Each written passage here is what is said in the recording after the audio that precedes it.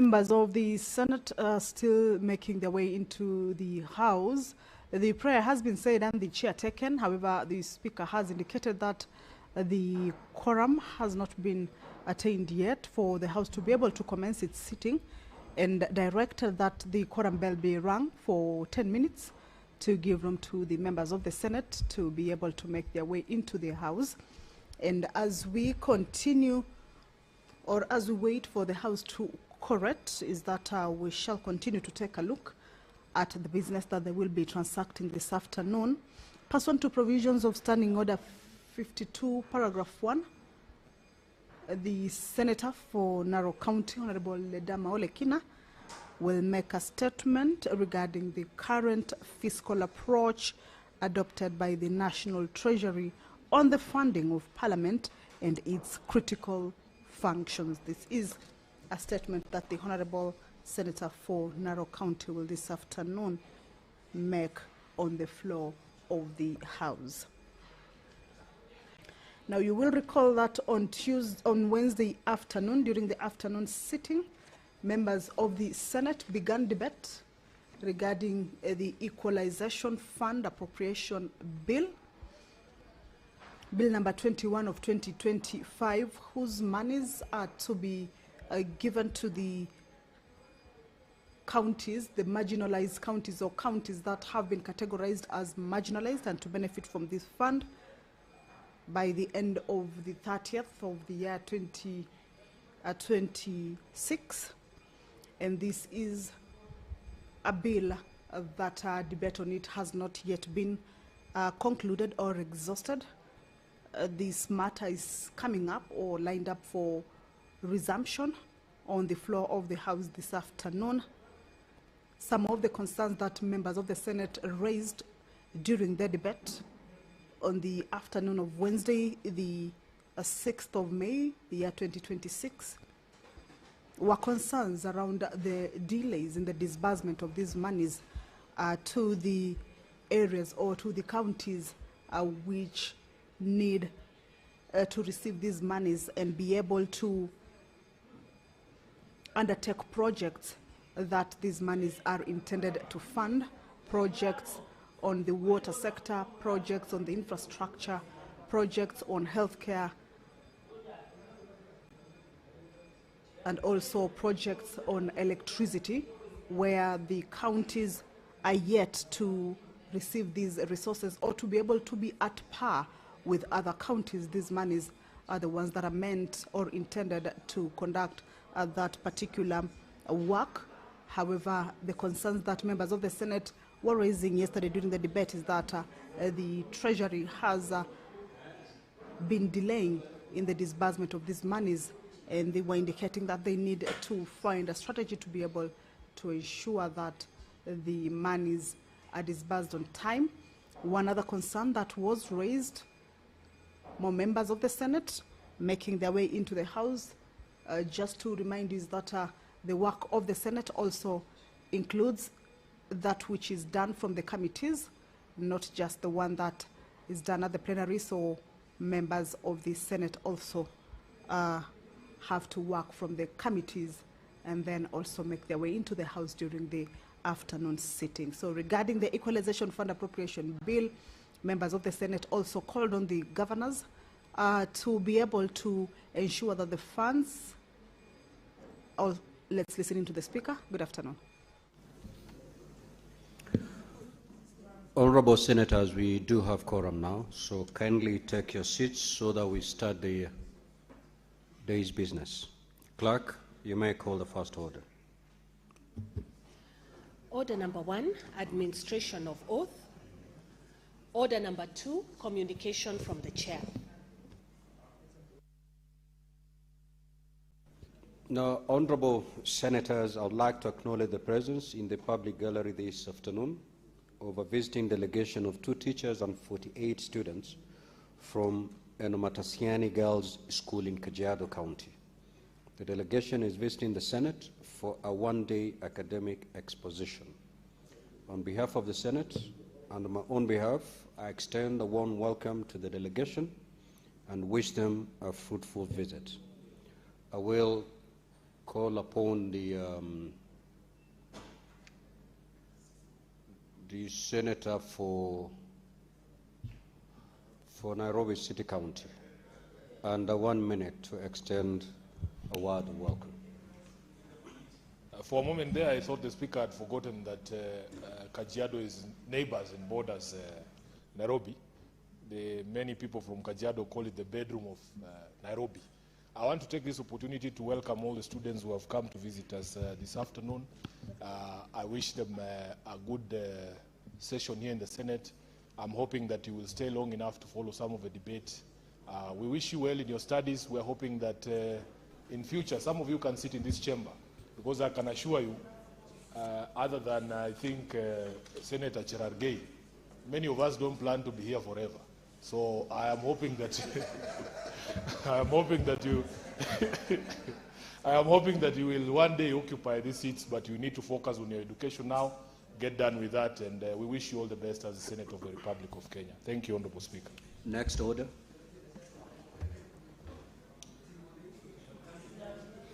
Order number 3, messages. Order number 4, petitions. Order number 5, papers. The Senate Majority Leader.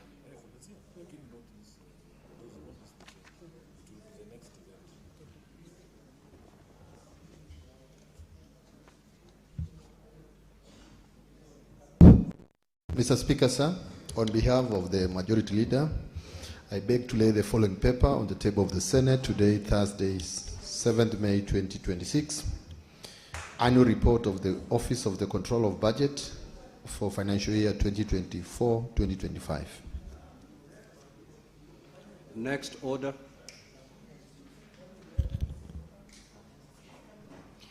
Order number 6, notices of motion. Order number 7, questions and statements. Statement pursuant to Standing Order 52. The statement by the Senator for Narok County, Senator Ledama, is deferred. Statements pursuant to Standing Order 53-1, the Senator for Kakamega County, the Honorable Dr. Boni Halwale.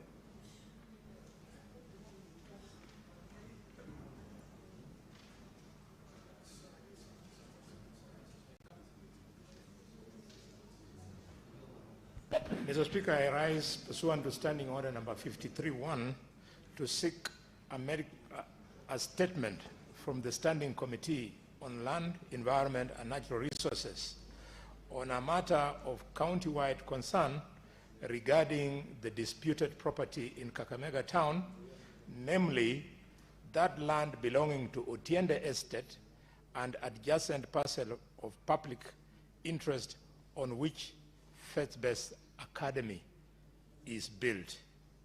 In the statement, the committee should address the following. 1, the ownership status, acreage and title numbers of the land comprising Otiende Estate and the adjacent parcel of public interest on which faith-based academy is built, including authenticated copies of the original title documents relating to both properties. 2, whether the parcel of land on which faith-based academy is built was lawfully transferred, allocated, leased, or otherwise made available to faith-based academy or any private developer, including the legal and administrative procedure that was followed. 3, whether the requisite approvals were obtained for the transfer, allocation, lease, or change of use of the land, including, Mr. Speaker, approvals by the Kakamega County Executive Committee, the Kakamega County Assembly, and the National Land Commission, and copies of the relevant minutes, resolutions, Hansard proceedings in the County Assembly, and relevant approvals. 4, whether public participation was undertaken before the transfer, allocation, lease, or change of use of the public interest land, including the public participation report, minutes, attendance register, and particulars of the members of the public who participated in the public participation. 5, the basis and procedure used, if any, to hive off approximately 2 acres from 16-acre Otiende estate land, which is being fenced for use by Faith-Based Academy. 6, the nature of interest held by Faith-Based Academy and its appropriators in the disputed parcels of land, and whether the interest is held jointly, separately, or through any entity connected to Faith-Based Academy. I thank you, Mr. Speaker. Senator for Samburu County, the Honorable Dr. Lelegwe.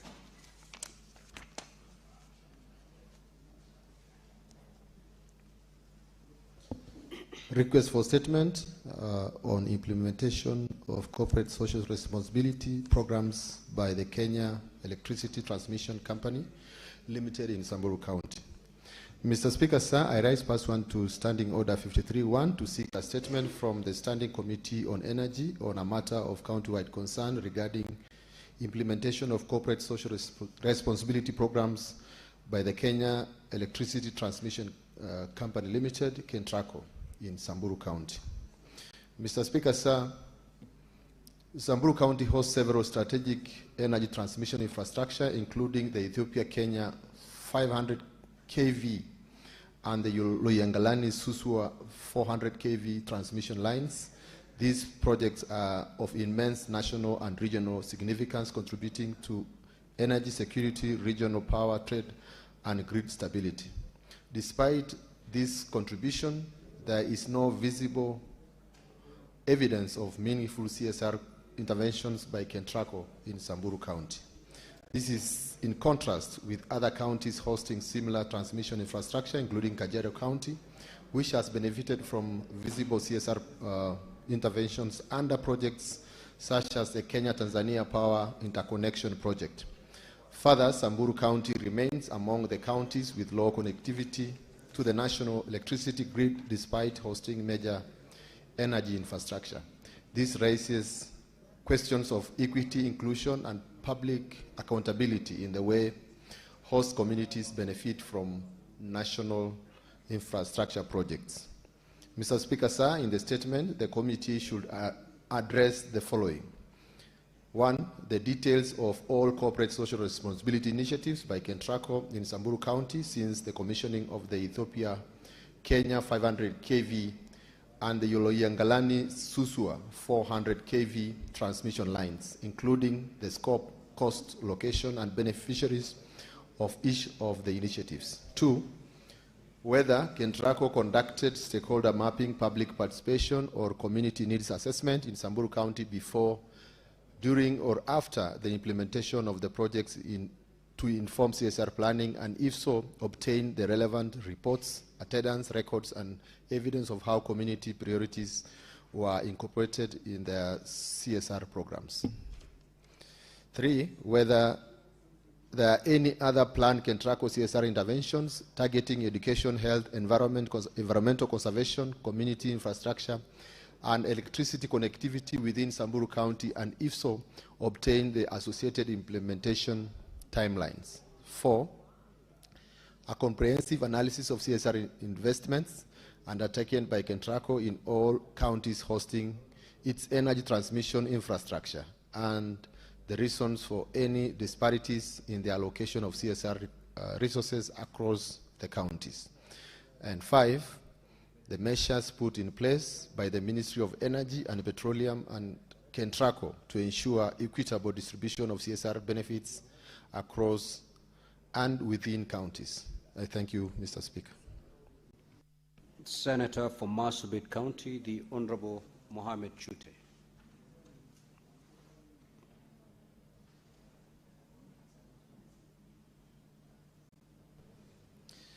Mr. Speaker, sir, on behalf of the Senator of Marsabit County, I read his request for statement: emergency rehabilitation of roads in Marsabit County damaged by heavy rains. Mr. Speaker, sir, I rise pursuant to Standing Order 53-1 to seek a statement from the Standing Committee on Roads, Transportation and Housing on a matter of county-wide concern regarding the deterioration of several key roads in Marsabit County following the recent heavy rains. Mr. Speaker, sir, the ongoing rains have caused extensive damage to road infrastructure across Marsabit County. Flooding and erosion have rendered critical transport corridors impassable, severely disrupting the movement of people, goods, humanitarian assistance, medical referrals, and security operations. This situation has exposed residents on economic hardship, delayed emergency response services, and heightened vulnerability among already marginalized communities. The most affected roads include the Odada-Nadaba Road, Nyayo Road within Marsabit Town, Uran Road, the Loyangalani Access Road, the Shur Marsabit Road, and the Songa Marsabit Road. In the statement, the committee should address the following. 1, the immediate interventions being taken by the Ministry of Roads and Transportation to rehabilitate the affected roads, including timelines for restoration of accessibility. 2, the coordination mechanisms between the national government, Kenya Rural Roads Authority, Kenya Urban Roads Authority, and the county government to ensure swift response in maintaining roads in the area and ensure continued accessibility of affected roads during the rainy seasons. 3, whether a rapid assessment has been conducted to determine the extent of damage caused by the recent heavy rains across Marsabit County, and especially the resources allocated for emergency repair works. And 4, the long-term plans and the budgetary provisions in place to upgrade, climate-proof, and improve drainage systems along these roads to enhance resilience against recurrent flooding and extreme weather events. Thank you, Mr. Speaker. Senator for Wajir County, the Honorable Abbas Mohammed.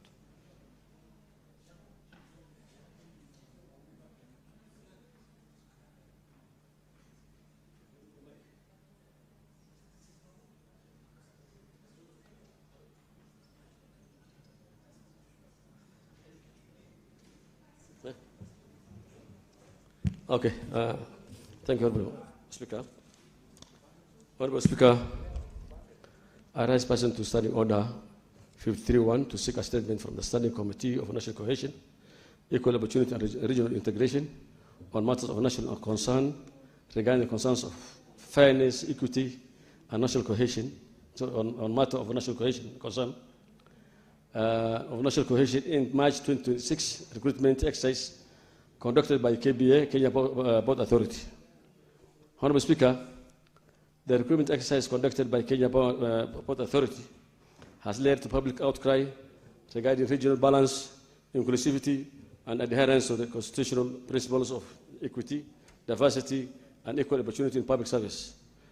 As a national institution serving the entire Republic of Kenya, Kenya Port Authority is expected to reflect the face of Kenya in its employment practice. In the statement, the committee shall address the following: the number of positions advertised, the number of applicants, and the number of successful candidates in the recruitment exercise, disaggregated by county, region, gender, persons with disability, marginalized groups. 2, whether the recruitment process complied with Article 10, 27, and 56, and 232 of the Constitution on national values and principles of governance, equality and non-discrimination, protection of minorities and marginalized groups, fair competition, merit, inclusiveness, representation of Kenya's diverse communities in public service appointment. 3, the measures undertaken by the Kenya Ports Authority to ensure fairness, transparency, regional balance, inclusivity, and equal opportunity during the recruitment process. 4, the role played by relevant oversight institutions, including the National Cohesion and Integration Commission and the Public Service Commission in monitoring compliance with equity, diversity, regional balance requirements during the recruitment exercise by the State Corporation. Thank you, Mr. Speaker. Statements pursuant to Standing Order 56-1B. The Chairperson Standing Committee on Agriculture, Livestock and Fisheries.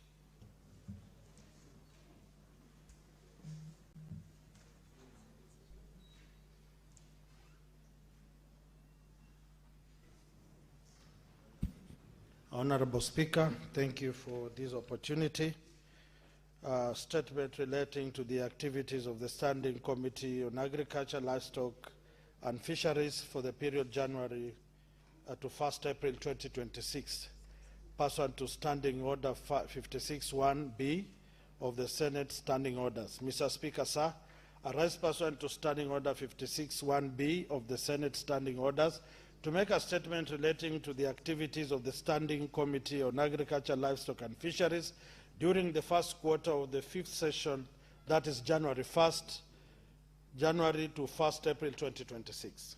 Mr. Speaker, sir, the Senate Standing Committee on Agriculture, Livestock and Fisheries is established under Standing Order 2283 of the Senate Standing Orders and is mandated to consider all matters relating to agriculture, irrigation, livestock, fisheries, development, and veterinary services.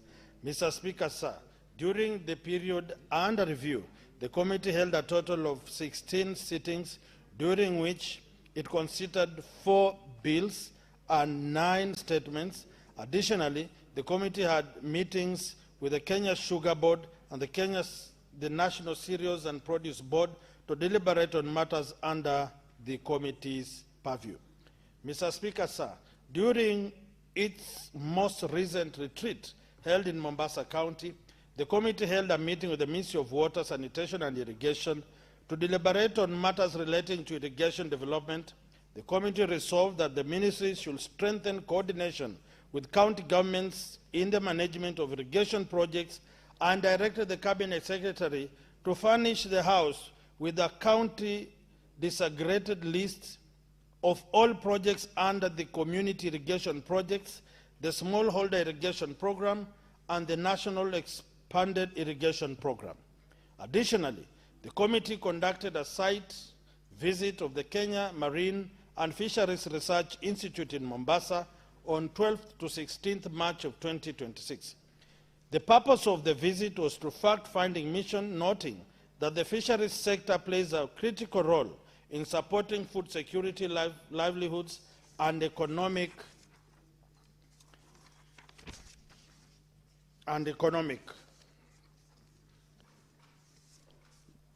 The principal, sorry, Honorable Speaker.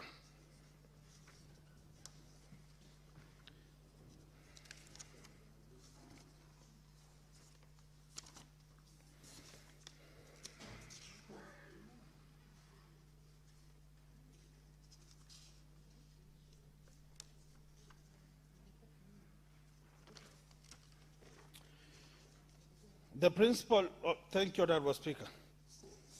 Just a minute, Honorable Speaker, just to confirm something.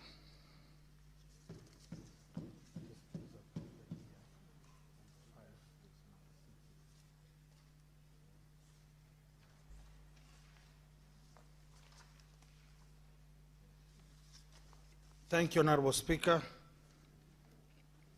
Economic development, producing approximately 180,000 to 200,000 tons of fish annually and supporting over 2 million Kenyans directly and indirectly. Mr. Speaker, sir, during this season, or this session, the committee had a joint retreat with its counterpart committee in the National Assembly on invitation by the Ministry of Agriculture and Livestock Development on 8th and 13th of April 2026. The retreat enhanced the committee capacity on food imports, necessary interventions. It also provided a platform for engagement between the Ministry and Agriculture Committee drawn from the two houses on the key policy, legislative, and regulatory measures required to address the increasing reliance on food imports. Honorable Speaker, on bills, during the period under review, the committee considered the following 5 bills. Mediation on the Coffee Bill 2023, Senate Bills number 10 of 2023. The bill was processed by the Mediation Committee in December 2025 and was assented to on 13th March 2026 during the current reporting period. Mediation on the Food and Feed Safety Control Coordination Bill, National Assembly's number 21 of 2023. The bill was processed and passed in the Senate with amendments on 21st March 2024 and thereafter referred to the National Assembly where it was passed with amendments on 18th October 2024. The committee considered and adopted the report for tabling in the Senate. The National Assembly considered the report from the Senate and they did not agree with some of the amendments from the Senate. Therefore, the bill was referred for mediation committee. 10. The committee had its first meeting on Wednesday, 11th March 2026 and agreed on a mediation version of the report that was considered and unanimously adopted by the committee. Livestock Protection and Sustainability Bill 2024, Senate Bills number 32 of 2024. The bill was read at the first time in the Senate on 6th August 2024. The committee facilitated public participation and the committee received submissions from the Council of Governors and the Ministry of Agriculture and Livestock Development. The committee report was considered and adopted on 26 March 2026 and was tabled in the House on 31st March 2026. The Seed and Plant Varieties Bill 2025, Senate Bill number 4 of 2025. The Seeds and Plant Varieties Amendment Bill 2025, Senate Bill number 4 of 2025, was published via Kenya Gazette Supplement number 66 on 9th May 2025. It was introduced in the Senate by way of first reading on Wednesday, 9th July 2025, and subsequently stood committed to the Standing Committee on Agriculture, Livestock and Fisheries pursuant to Standing Order 145. The principal object of the bill is to amend the Seed and Plant Varieties Act to introduce a standard-based seed registration system to be administered by the Kenya Bureau of Standards. This system is intended to operate alongside the existing certification system managed by the Kenya Plant Health Inspectorate Service, KEFIS. The committee processed the bill and prepared and tabled its report in the Senate on 24th March 2026. The bill is currently at the committee stage. The Agriculture Produce Minimum Guaranteed Returns Bills 2025, Senate Bill number 17 of 2025. The bill was read a first time on Tuesday, 28 October 2025, and thereafter stood committed to for the consideration to the committee. The bill was subsequently committed to the Standing Committee on Agriculture, Livestock and Fisheries for consideration. The committee published an advertisement in the national dailies on Tuesday, 11th November 2025, seeking for a memorandum. The principal object of this bill is to establish a framework through which county governments can guarantee farmers a minimum return on their produce in order to cushion them against unpredictable market fluctuations.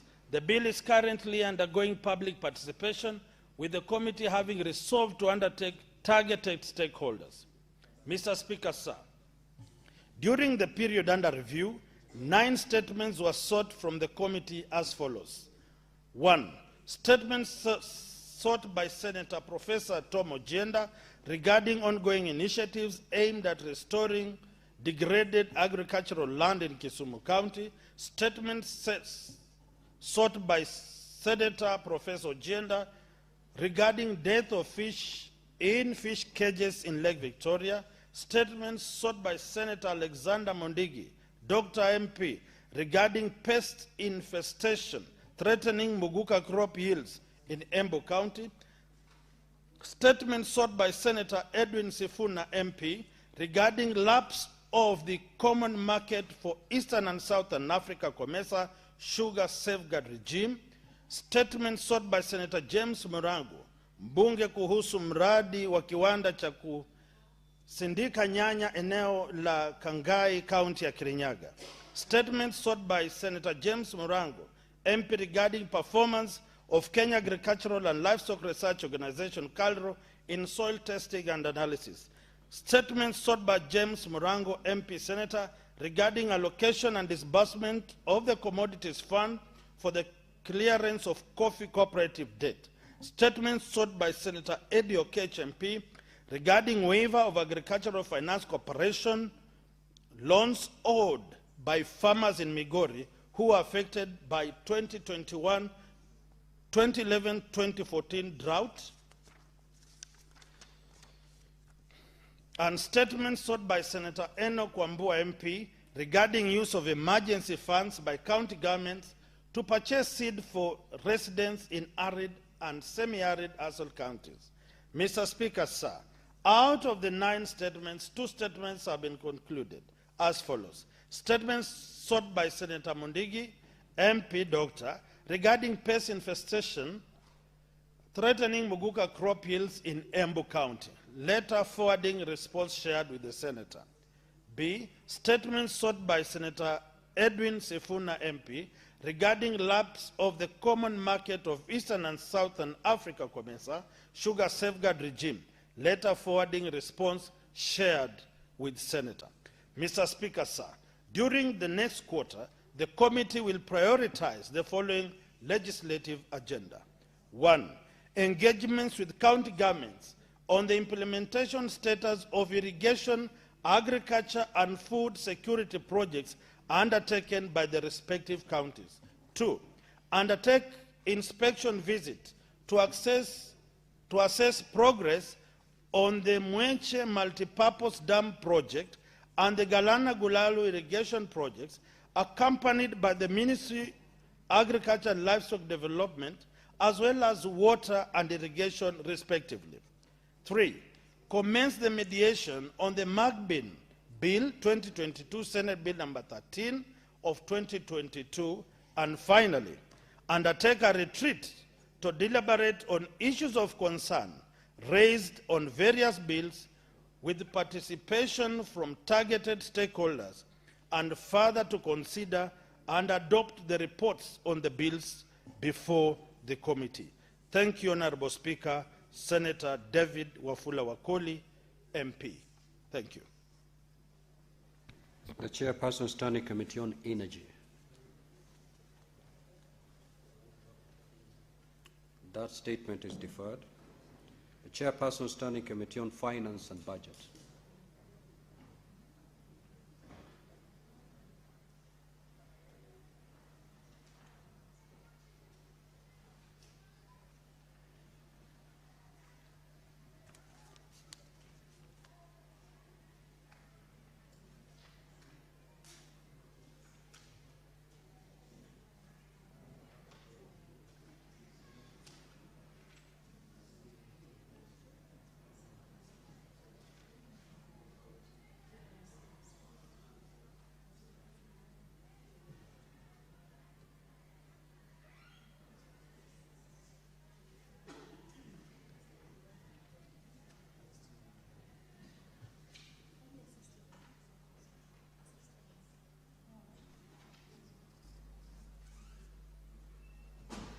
Thank you, Mr. Speaker.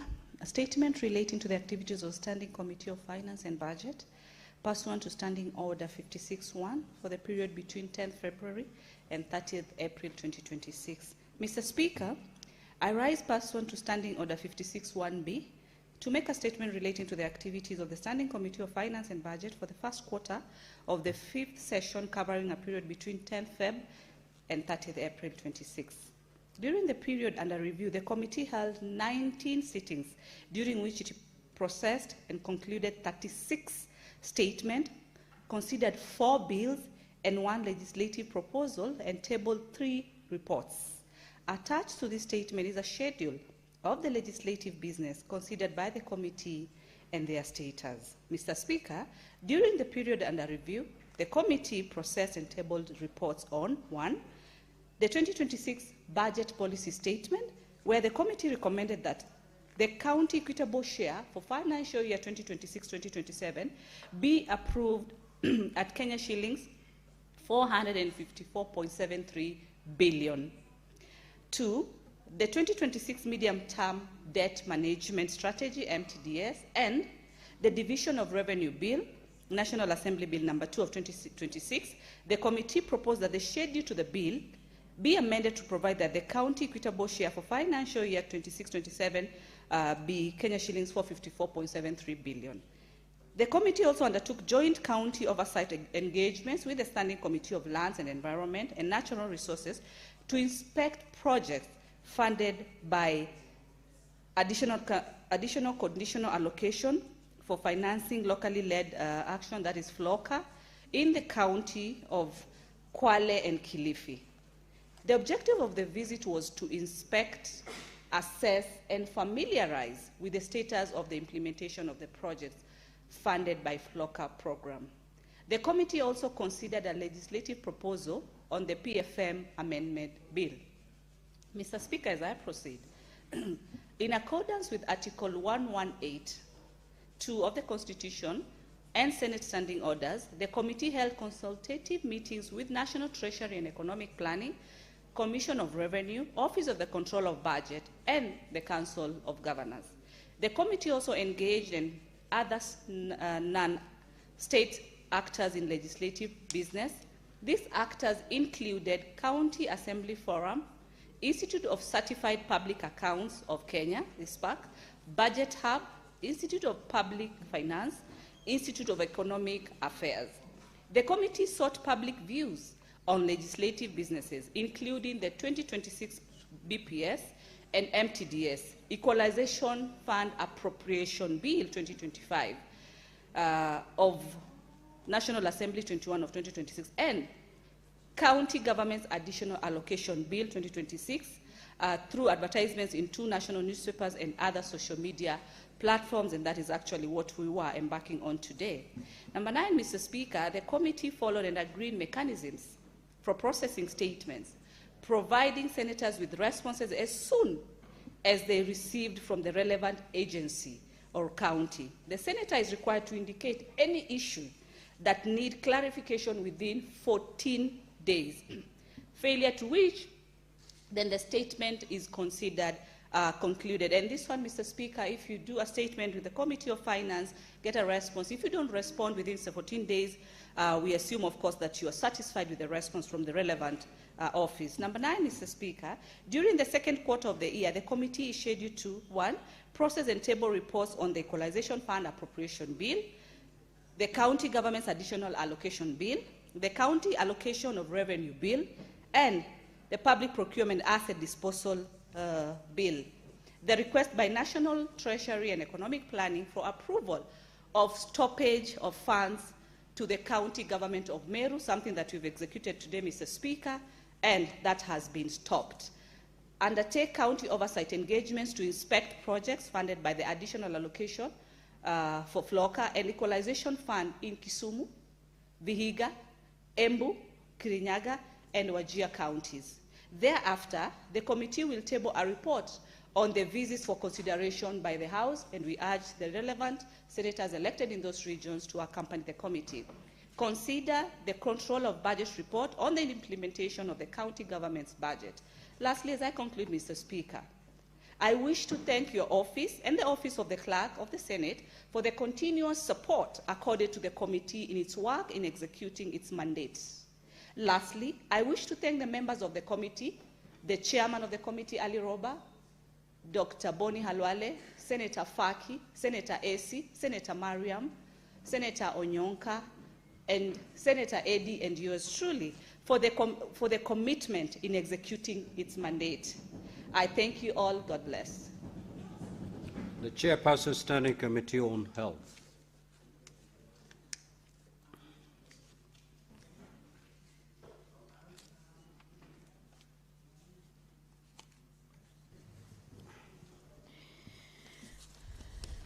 Thank you, Mr. Speaker. I rise pursuant to Standing Order 56(1)B to make a statement related to the activities of the Standing Committee on Health for the first quarter on the 5th session covering the period between February and April 2026. During the period under review, the committee held 26 sittings, which it considers 2 bills, 1 petition, Budget Policy Statements 2026, and follow up on the implementation status of one Senate resolution. During the same period, 21 statements were referred to the committee for considerations. In this period, the committee considered stakeholder submission on 2 bills that had been committed for considerations, considered and tabled in its report on the bill. These are the Assisted Reproductive Bill and Autism Management Bill. During the period under review, the committee also considered its considerations on the petition-related alleged discriminations, interference, and violation of the clinical officers' practice rights by the Ministry of Health, the Council of Governors, and the SHA laid its reports on the table of the Senate. The petition on the CUSO raised a question touching on the health system, labor relations, health workforce, governance, and access to service. In its report, the committee noted that the clinical officers are often the first and in many places only the point of contact for patients, especially in the rural and underserved areas, where they provide diagnosis, treatments, and minor surgical procedures and long-term disease management. Mr. Speaker, sir, during the period under review, the committee considered oversight visits in 5 counties, that is Lamu, Nakuru, Bungoma, Baringo, Elgeyo Marakwet, and Nandi. Mr. Speaker, sir, specific objective of these visits are to assess the state and the quality of the infrastructure, facilities and hospital equipment, and provision of emergency service and automations of the healthcare provision system for the patients, drugs, commodity management, and availability of requisite healthcare personnel, the gaps and the challenges, if any, and the counties face in regard to healthcare workers, access the availability of the drugs and medical supplies in the healthcare facilities in the county. Mr. Speaker, the engagement involved visiting to the key health facility, direct interactions with the county leadership, healthcare workers, and the members of the public. Mr. Speaker, during the visit, the committee observed a chronic staff shortage and low staff morale and motivations.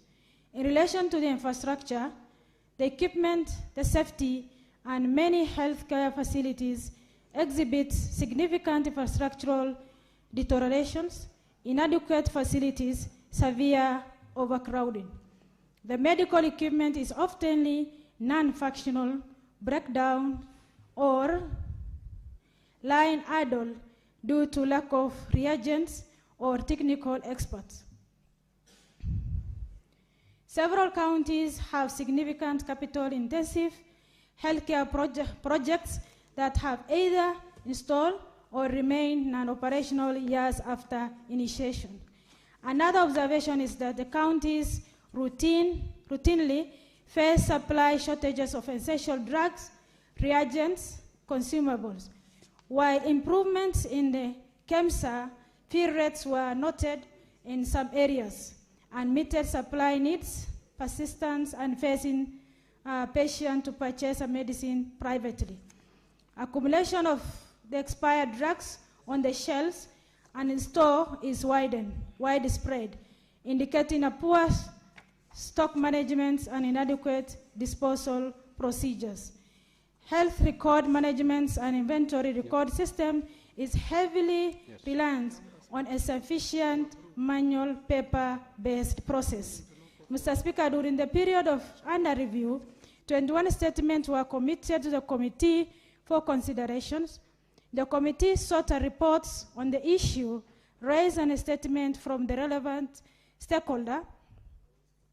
In this regard, the committee received 15 responses, which were submitted to the senators for their consideration. Subsequently, the committee has considered The committee has considered 8 statements, instances where their response were found to be unsatisfactory and insufficient. The committee sorted supplementary informations and clarifications from the concerned stakeholders. During the second quarter, the committee will follow up on implementation status of the Senate resolution pursuant to provision of Standard Order 2284.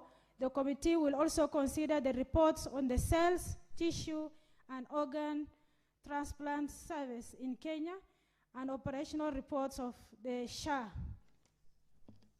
Mr. Speaker, in conclusion, I wish to thank your office, the Office of the Clerk, the Senate for continue supporting according to the committee to execute its mandates, and also wishes to thank the member of the committees for diligence and contribution to undertake the committee mandate. Thank you.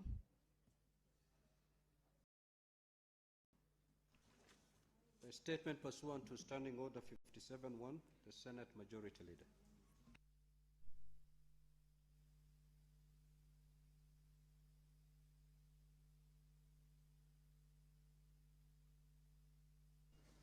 Thank you, Honorable Speaker. Statement by the Senate Majority Leader on the business of the Senate for the week commencing Tuesday, 12th, 2026, pursuant to Standing Order 57-1. Mr. Speaker, sir, pursuant to Standing Order 57-1, I hereby present the business for the week commencing Tuesday, 12th May, 2026.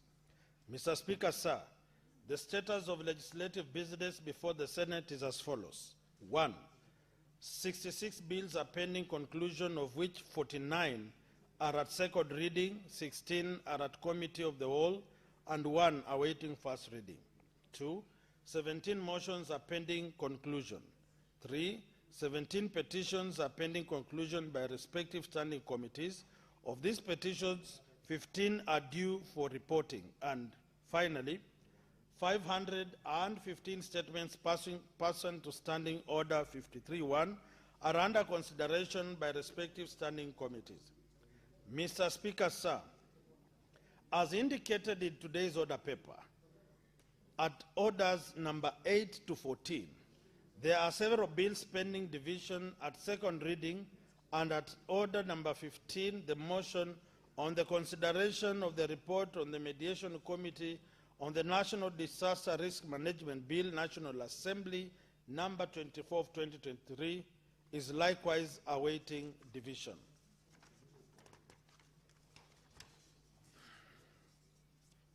I therefore implore upon honorable senators to remain in the chamber so that the pending divisions may be undertaken, and urge the party whips to ensure that the requisite number of county delegations are present to enable the Senate to dispense with the business. Mr. Speaker, sir, at the next sitting of the Senate on Tuesday, 12th May 2026, the tentative business for the day will include business not concluded from today's order paper, as well as business indicated in the notice paper.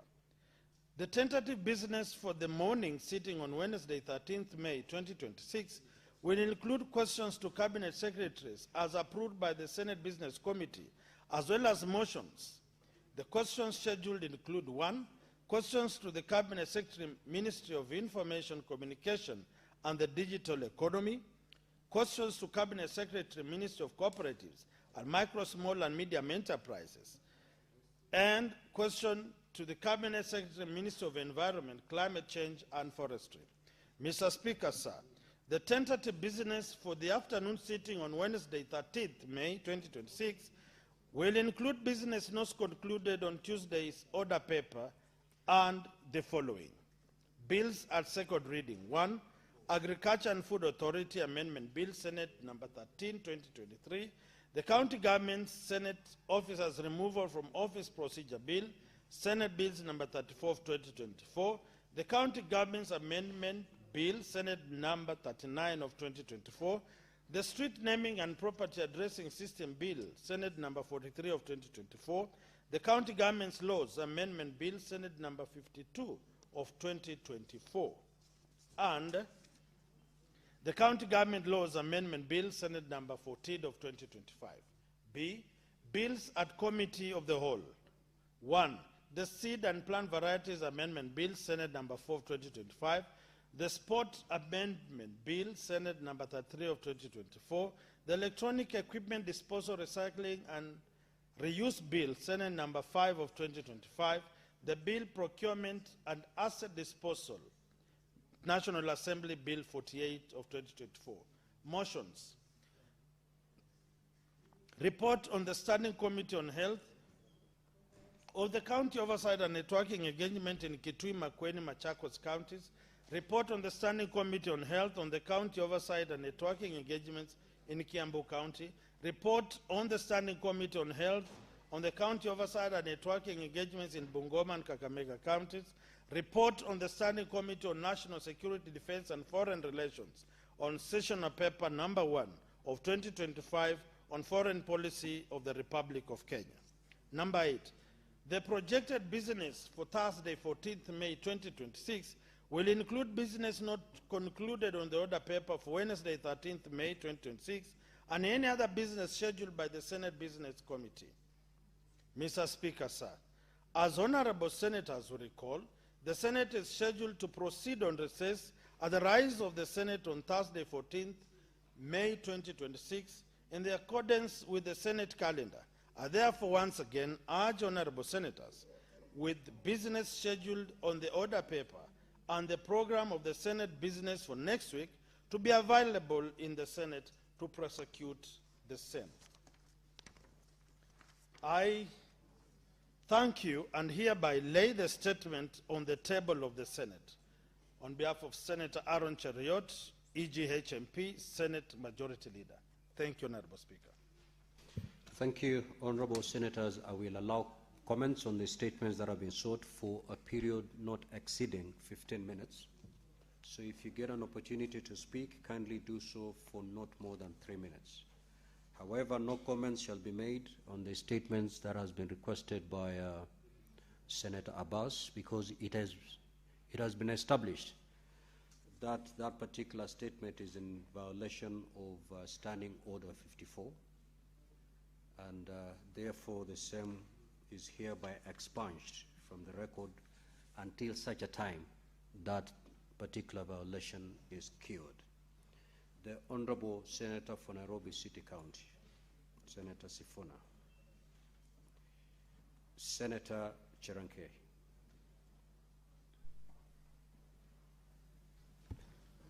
Thank you, Mr. Speaker. Sir, let me comment on one statement by the Senator, distinguished Senator of Marsabit.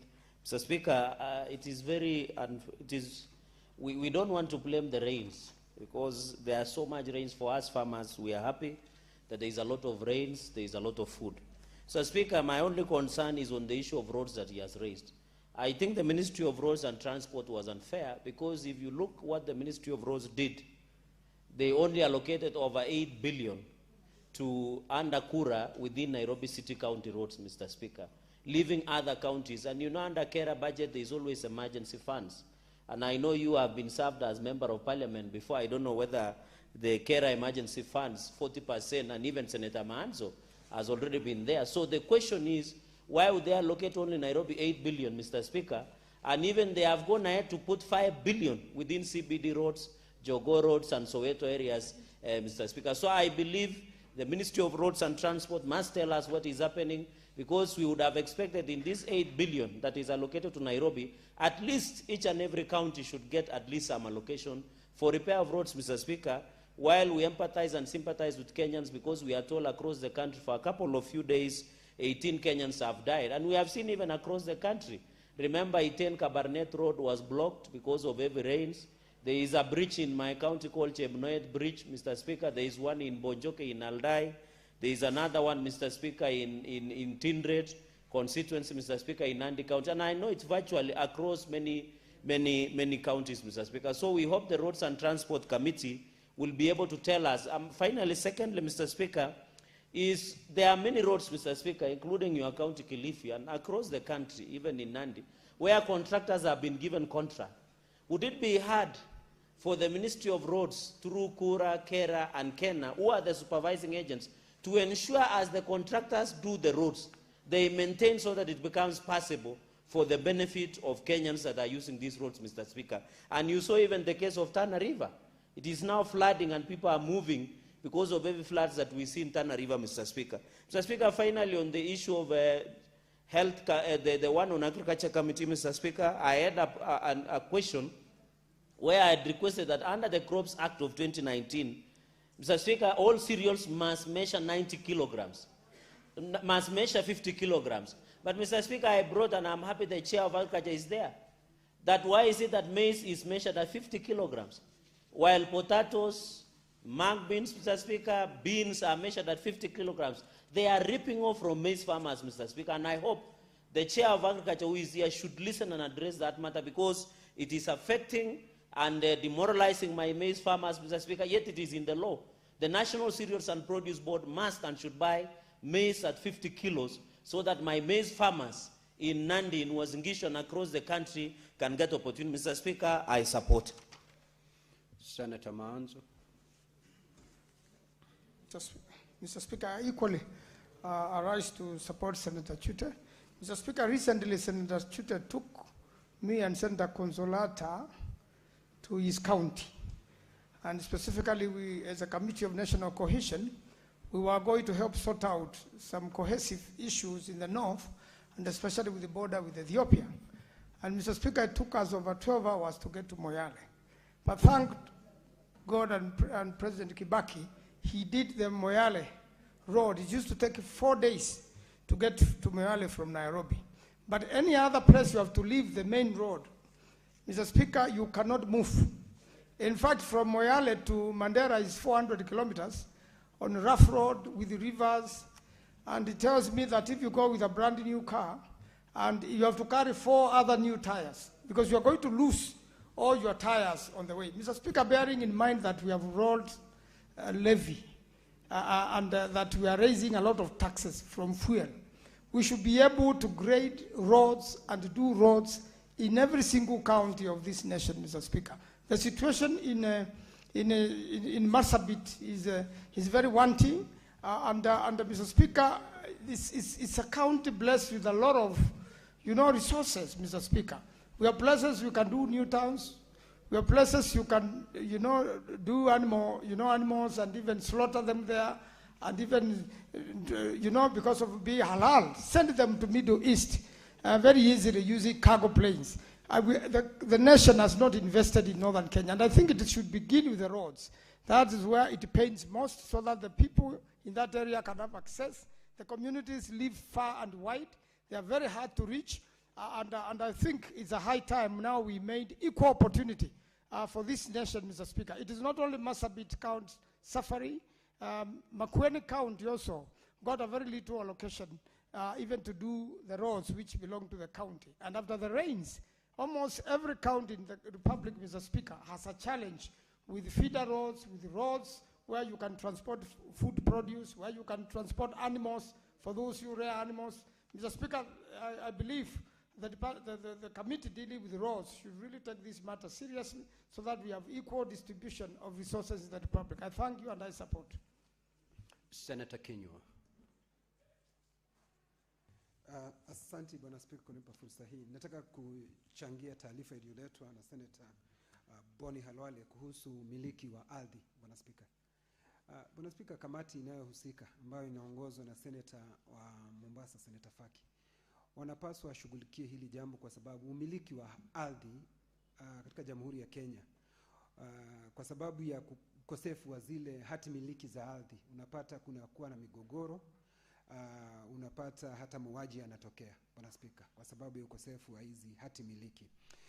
Kwa hivyo kamati inapaswa wafuatilie kabisa, na hasa hii tume ya kitaifa ya ardhi waweze kutoa mwongozo dhabiti, kujulikane kwamba ni nani mwenye shamba, ana shamba kiasi kipi, ndio kuache kuwa na huu mgogoro ambao unapata na hawa wakora wanaingilia katikati na wanaanza kunyakua mashamba ya watu, Bwana Spika.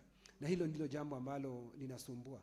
Ukienda Laikipia, mheshimiwa, mahali kunaitwa Dhome, shida ni hii, watu hana hati miliki za mashamba. Kwa hivyo hawa wafanyi biashara walagai wanaingilia kati na kuchukua zile shamba na kuleta vita. Si Dhome peke yake, bwana spika, ukienda mahali kunaitwa Kairigere na hata mahali kunaitwa Matanya, shida ni hii bwana spika. Kwa hivyo hii shida ya mashamba iko sehemu nyingi ya Jamhuri ya Kenya. Bwana spika, katika taarifa iliyoletwa na Senator Chute, mambo ya barabara, bwana spika, nakubali kabisa kwamba mvua ni baraka, lakini vile vile haya maafa yanayoletwa na mvua, unapata barabara zetu ziko katika hali mbovu kabisa bwana spika, kwa sababu ya vile wanakandarasi wanavyotengeneza barabara zetu na kutoweka ile mitaro ya kuondoa maji bwana spika. Bwana spika, ukitembelea mahali kutoka mahali kunaitwa Narumoro kuenda Ramuria, uende mpaka Makutano, barabara imeharibika kabisa na imeharibiwa na mvua bwana spika.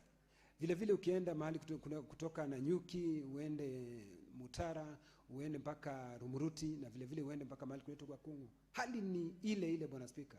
Lakini la kushangaza zaidi bwana spika ni hawa wanakandarasi ambao wanapewa kutengeneza barabara. Wanakuja wanachimba barabara, baada ya kuchimba barabara basi wanasema hawajalipwa. Kwa hivyo wanawacha barabara zetu zikiwa katika hali duni, mashimo chungu nzima bwana spika. Kwa hivyo vile tungelitaka ni kama mtu hataweza kufanya chochote, awachane na barabara, badala ya kwenda kuchimba mashimo. Unapata watu wanakuja wanagonga yale mashimo ukiwa unaendesha gari, alafu kunakuwa na mikasa barabarani bwana spika. Kwa hivyo kamati ambayo inahusika tungewarai wafuatilie haya mambo, ndio wanakandarasi ambao wanalegea katika kazi zao waweze kuchukuliwa Senator Esi Okenyuri. Thank you, Mr. Speaker. I wish to support the statement by Senator Abbas on the status of the recruitment exercise at the Kenya Ports Authority. Mr. Speaker, I have received yeah? Oh, it's been dropped. That's what I wanted to comment on, Mr. Speaker. I thank you.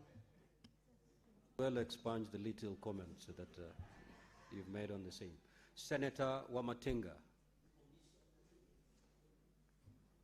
Thank you very much, Mr. Speaker, for the opportunity to comment on the statement by Senator Chute. Indeed, the issue of roads and infrastructure development across the country cannot be overemphasized. It is indeed, Mr. Speaker, as has been mentioned, that the distribution of the road construction in Kenya has been very, very skewed. And this, Mr. Speaker, I'll say with the special emphasis of the 52% of my county, which happens to be semi-arid, Mr. Speaker. And we see that during the rainy season, despite that being a food basket potential, the roads are impassable and the farmers are left, Mr. Speaker, with their food and they're not able to access the market. Mr. Speaker, if we came up with a different formula of how to implement this road, if we came up with a new definition of what a contractor should be able to undertake, and I want to support what Senator Kenyan has said, some of the contractors, Mr. Speaker, who are given the roads are forced to undercut the contracts, and in the process of doing the work, they compromise the quality of the work, Mr. Speaker. And I'm speaking, Mr. Speaker, with a lot of pain because some of the roads that have been specifically done in Kieni constituency, which makes 52% of Nyeri, including the road that Senator Kenyan has mentioned, the one from Narumoro, Kiawara, all the way, Mr. Speaker. The road, which has been done a couple of years ago, it's no more. The cost of maintaining that road, Mr. Speaker, is going to be far much higher than the initial cost of construction.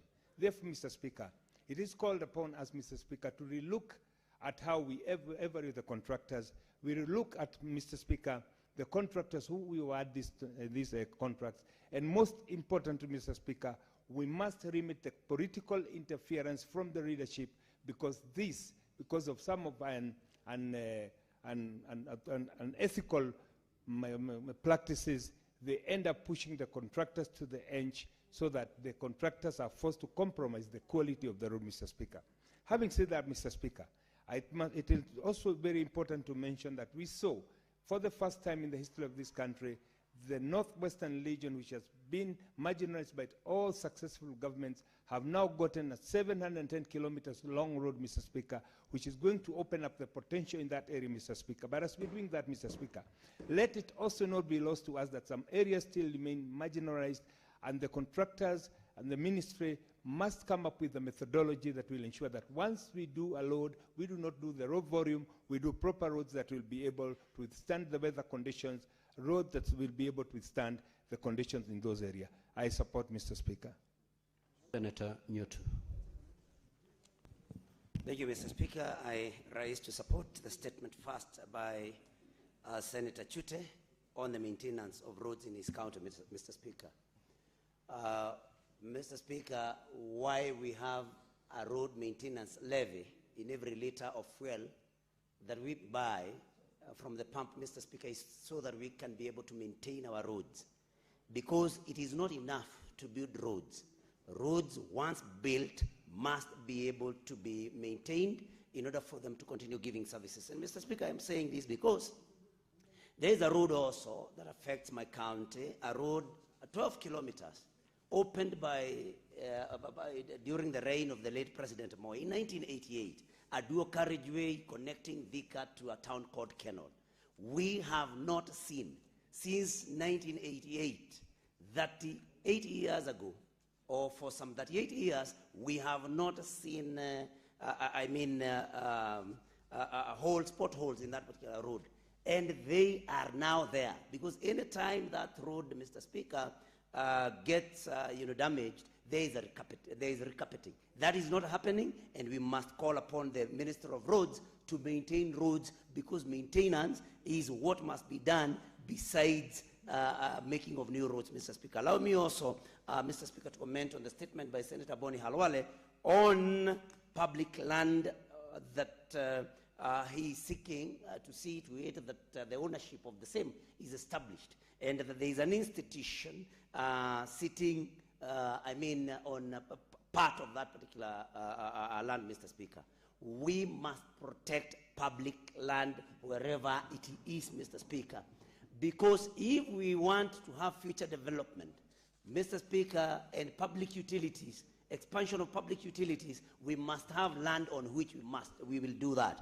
Mr. Speaker, it will be remembered that not long ago, a part of Langata Road Primary School play field had been grabbed by a neighboring hotel, Mr. Speaker. And this is a culture, this is a cancer that we must cure. That institutions, hotels, private investors and everybody must keep public land away from their plans, Mr. Speaker. So I want to support that land that belongs to the public in Kakamega, where a school is sitting. If the school is sitting on public land, then something must be done so that the same goes back to the public. Mr. Speaker, I support. Senator Mwenda Gataya. Thank you very much, Honourable Speaker. I wish to support the statement by Honourable Chute on the state of roads in this country. Honourable Speaker, I don't know for what reasons that we have not been having equal distribution of roads. There's no roads, Honourable Speaker, is a very critical component in terms of development. Honourable Speaker, I come from Tharaka-Nithi County.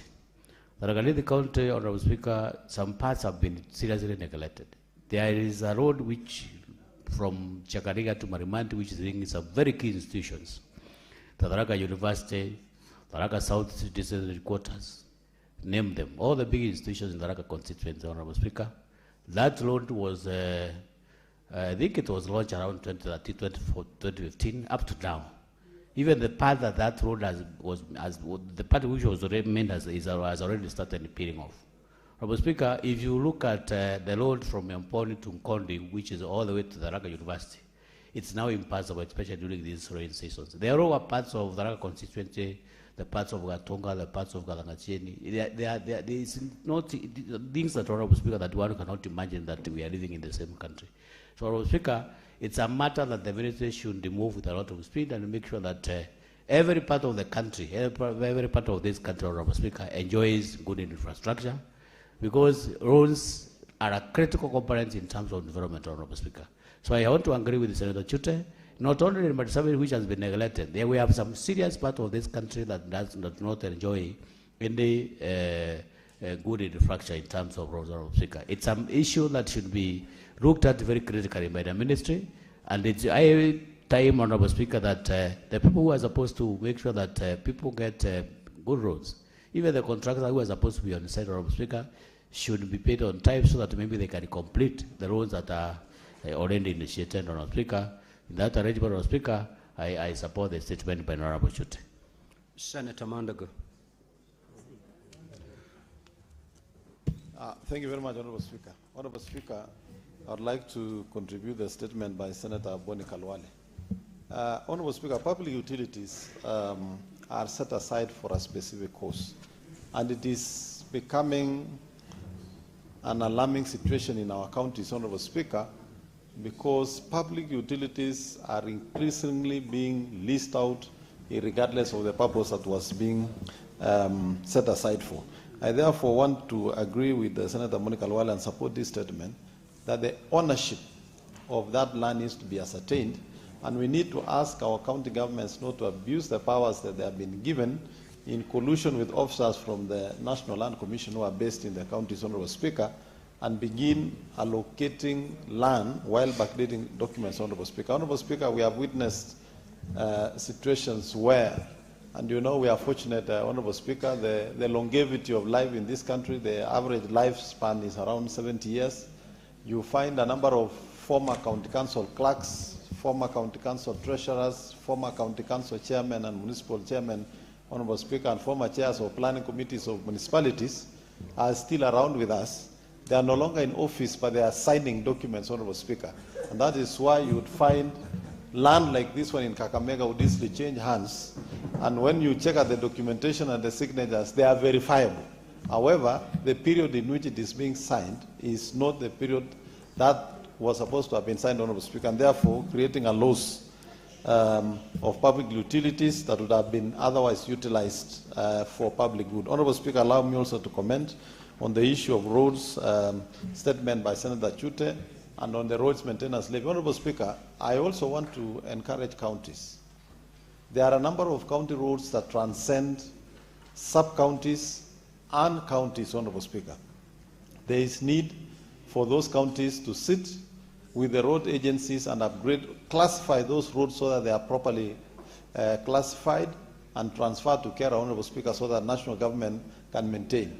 If you look at the distribution of roads between national and county governments, Honorable Speaker, you'll find there are more kilometers of roads in our counties compared to the number of kilometers of roads that has been set aside for maintenance by Kera, Kura, or Kena, Honorable Speaker. Honorable Speaker, counties need also to check and reclassify the roads so that the appropriate agencies can take them up, Honorable Speaker. Honorable Speaker, I sympathize with my friend Senator Mwenda Gadhaya of Tharaka-Nithi when he says that the roads in those places are neglected, and it tends to encourage me that, Honorable Speaker, the theory and the narrative of Mount Kenya seems there is a difference between Mount Kenya East and Mount Kenya West. Now, Honorable Senators, allow me to rearrange today's order paper. We will move to order number 17 and thereafter resume the normal flow of today's order paper. Clerk, kindly proceed to call that order. Order number 17, the Equalization Fund Appropriation Bill, National Assembly Bills number 21 of 2025, resumption of debate interrupted on Wednesday, 6th May 2026, afternoon sitting, second reading. Now, Honorable Senators, before I call upon those who wish to speak on this particular bill, allow me to make this communication.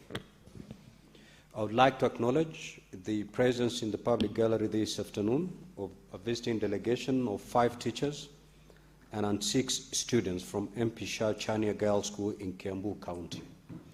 The delegation is visiting the Senate for an academic exposition. On behalf of the Senate and my own behalf, I extend a warm welcome to the delegation and wish them a fruitful visit. I will call upon Senator Christola Sige under 1 minute to extend the word of welcome.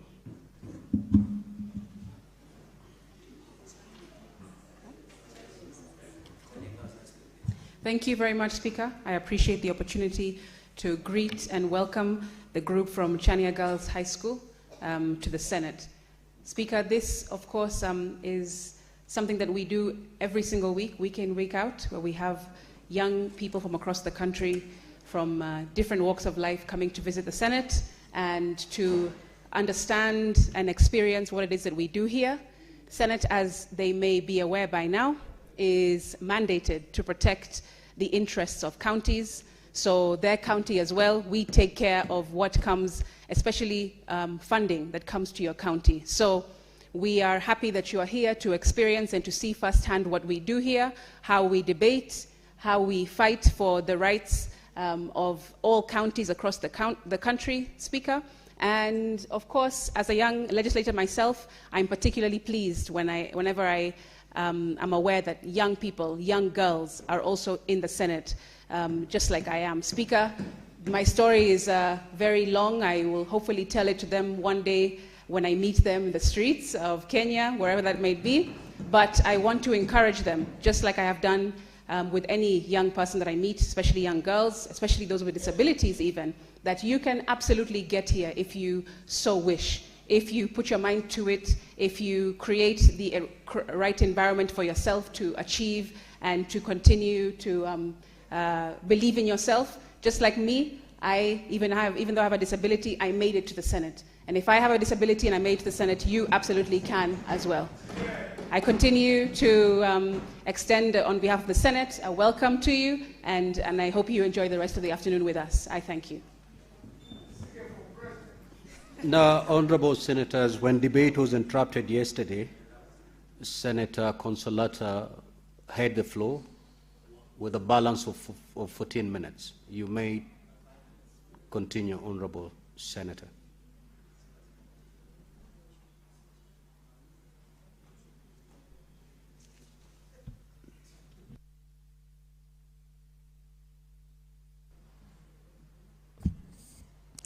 Thank you, Mr. Speaker, for the additional time. Although I had almost completed or concluded my submission, but I had a few points because we were questioning about the absorption of this equalization fund that was meant to stabilize or improve on the quality of life of the people who come from marginalized communities. I was majorly focused on Bungoma County and specifically Mount Elgon, which has the allocation for the funds, but we are shocked to learn that these funds have not actually been absorbed or they have not been allocated. Reason being there was no submission of the project proposals. So I was wondering how a county of repute like Bungoma County can miss out on submitting proposals or project proposals when we have got so many youths in Bungoma County who are using digital spaces to look for jobs. Maybe if our county could task the youths to do some project proposals in regard to the marginalized areas, then this money would not be returned to the National Treasury. Instead, it could have been used to assist people from marginalized communities. The cases in point were areas in Mount Elgon, like Kaptama, Kopsiro, Chepiuk, Sambocho, Kapkurong, Chongeyo, Koshok, and other areas in Mount Elgon. You find that most social amenities in Mount Elgon are pathetic. For instance, the road infrastructure in Mount Elgon is wanting, yet Mount Elgon happens to be a major food basket for Bungoma County. So I really want to reiterate the point that our leaders and the concerned authorities. Mr. Speaker, I seek for your protection from the Deputy Speaker. Honorable Deputy Speaker, you ought to be protecting the member, not... Thank you, Mr. Speaker, sir, for the protection.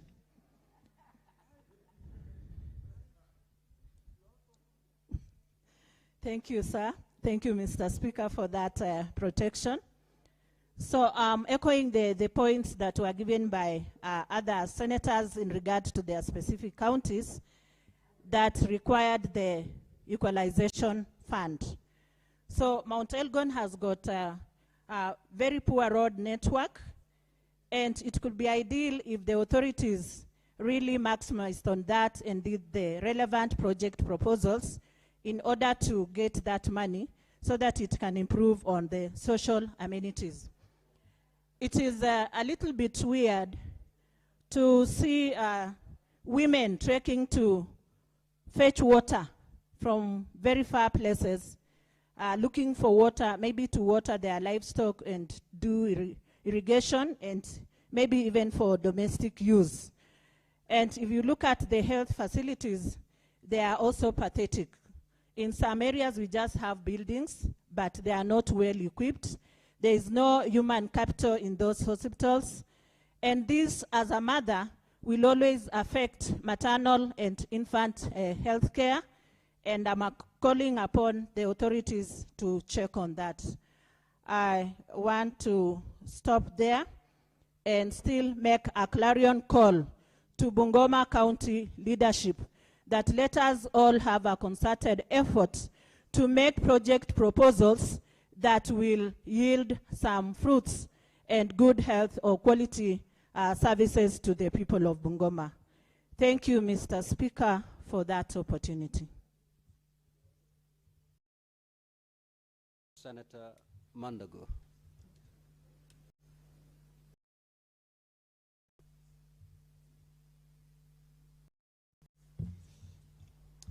Thank you very much, Honorable Speaker. Honorable Speaker, I would want to make my contribution on this Equalization Fund bill, Honorable Speaker. And Honorable Speaker, my attention has been drawn in the allocation of the funds, Honorable Speaker. Looking at some counties that are fairly heavily marginalized, Honorable Speaker, and looking at the resource allocation, and we would like CRA to relook into the formula of allocating these resources, Honorable Speaker. Honorable Speaker, if you look at a county like Elgeyo Marakwet County, Honorable Speaker, the total allocation is 87 million, Honorable Speaker. And Marakwet West has been allocated only 9 million. Marakwet East has been allocated 87 million. Keyo South has been allocated 9 million.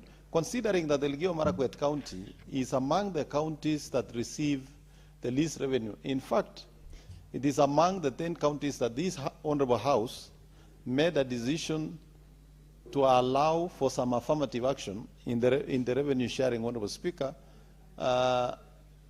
in order to allow those counties to have some semblance of equitable resources to develop their counties. If you look at a county like Elgeyo Marakwet, Honorable Speaker, to do a kilometer of road, just a simple all-weather road, Honorable Speaker, you would require close to 5 million per kilometer. If you go to a place like Wasingishu, you require 1.5 million, Honorable Speaker. When I look at the way these resources have been allocated, there is skewedness in the allocation of resources, Honorable Speaker. Honorable Speaker, when you go to Narok County, for example, Honorable Speaker, you find the allocation in Narok County, Honorable Speaker, particularly the allocation to Emurua Digir constituency, Honorable Speaker, the allocation is so skewed if you compare to the allocation to the other constituencies within Narok County, Honorable Speaker.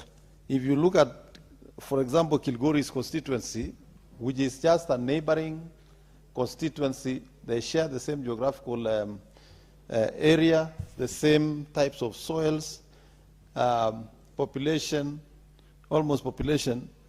Kilgore's constituency receives 350 million, whereas Emurua Digiri constituency receives a paltry 36 million. When you look at Narok East, it receives 148 million. When you look at Narok North, it receives 246 million. When you look at Narok South, it receives 278 million.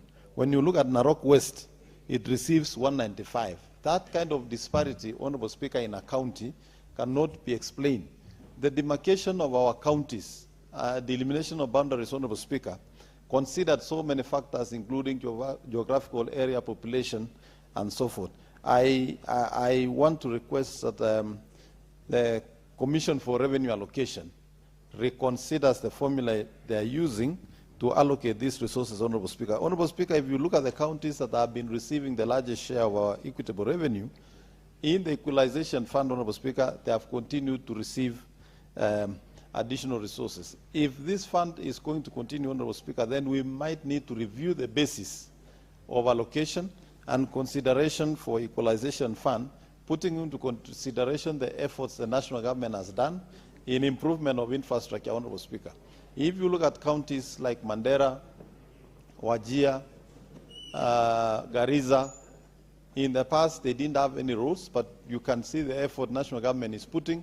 A number of roads now are being tarmacked in those regions, and therefore the formula should be reviewed to reflect the current situation, Honorable Speaker. Finally, Honorable Speaker, let me say, ever since these funds were taken to counties, and I know this Honorable House are to put a spirited fight to ensure that these funds go to counties, Honorable Speaker, it is quite unfortunate that the impact of these funds have not been felt in our counties, Honorable Speaker, and therefore we want to ask our governors and our county assemblies to make sure that these funds are used for the intended purpose, and we must receive value for money, and we must feel the impact of these additional resources to the counties, Honorable Speaker. An additional allocation of 16.8 billion is not a small allocation. We therefore expect our counties to be able to utilize this money better and make sure that the citizens of our counties, Honorable Speaker, receive the necessary services. If you go to a county like Tharaka-Nithi, where my friend Mwenda Gataya, you have just heard him speak about the state of the roads in that county, they are receiving a total of 71 million, Honorable Speaker. CRA is not doing justice, particularly to the 10 counties that, as a Senate, we deemed it fit to have an affirmative action to increase their resources. Consequently, in this Equalization Fund, Honorable Speaker, CRA must also consider an affirmative action towards the 10 bottom counties and ensure they receive additional resources to be able to bring them up so that this country can equitably be developed. I submit. Senator Kisang. Thank you, Honorable Speaker. Honorable Speaker, I rise to support this bill. Honorable Speaker, the reason why Equalization Fund was set up under the new constitution, Honorable Speaker, was to ensure that those particular counties or sublocations as CRA has classified that are not, that are in terms of development are still below, requires to be given an affirmative action so that they can catch up with the rest of the country, Honorable Speaker. I want to note that it's unfortunate that CRA is still using, still using the second policy that was approved in 2018. And if you check, Honorable Speaker, Elgeyo-Marakwet County is really still very low. What the allocation that we have been given, just about 105 million. And Elgeyo-Marakwet County is one of the 12 marginalized counties that are getting share of revenue that is below 6 billion. And you know the reason why for this particular Equalization Fund, Honorable Speaker, is to ensure we have affirmative action. We ensure those counties that are still below in terms of development are farmed up so that they can catch up with the rest of the country. You will realize some of the counties that are getting even more than 10 billion in share of revenue, Honorable Speaker, are still getting billions on Equalization Fund. I'm surprised how it's like CRA is in another world. They are not living in Kenya, Honorable Speaker, because it's unfortunate. They are marginalizing, they are continuing to marginalize some of us, Honorable Speaker. And this, when they are looking at the third, they need to start on the third basis or the policy, Honorable Speaker. They need to do proper public participation so that some counties like Elgeyo-Marakwet County, Baringo, West Pokot, and the others can be taken care of. In fact, as Senator Mandago said, when we went to Narok for the burial of our colleague, late Joanna Ngeno, the road from Chebole all the way to Emurua Digri, it's like, no, the road doesn't look like you're in Kenya, Honorable Speaker. And what they are getting is basically very low.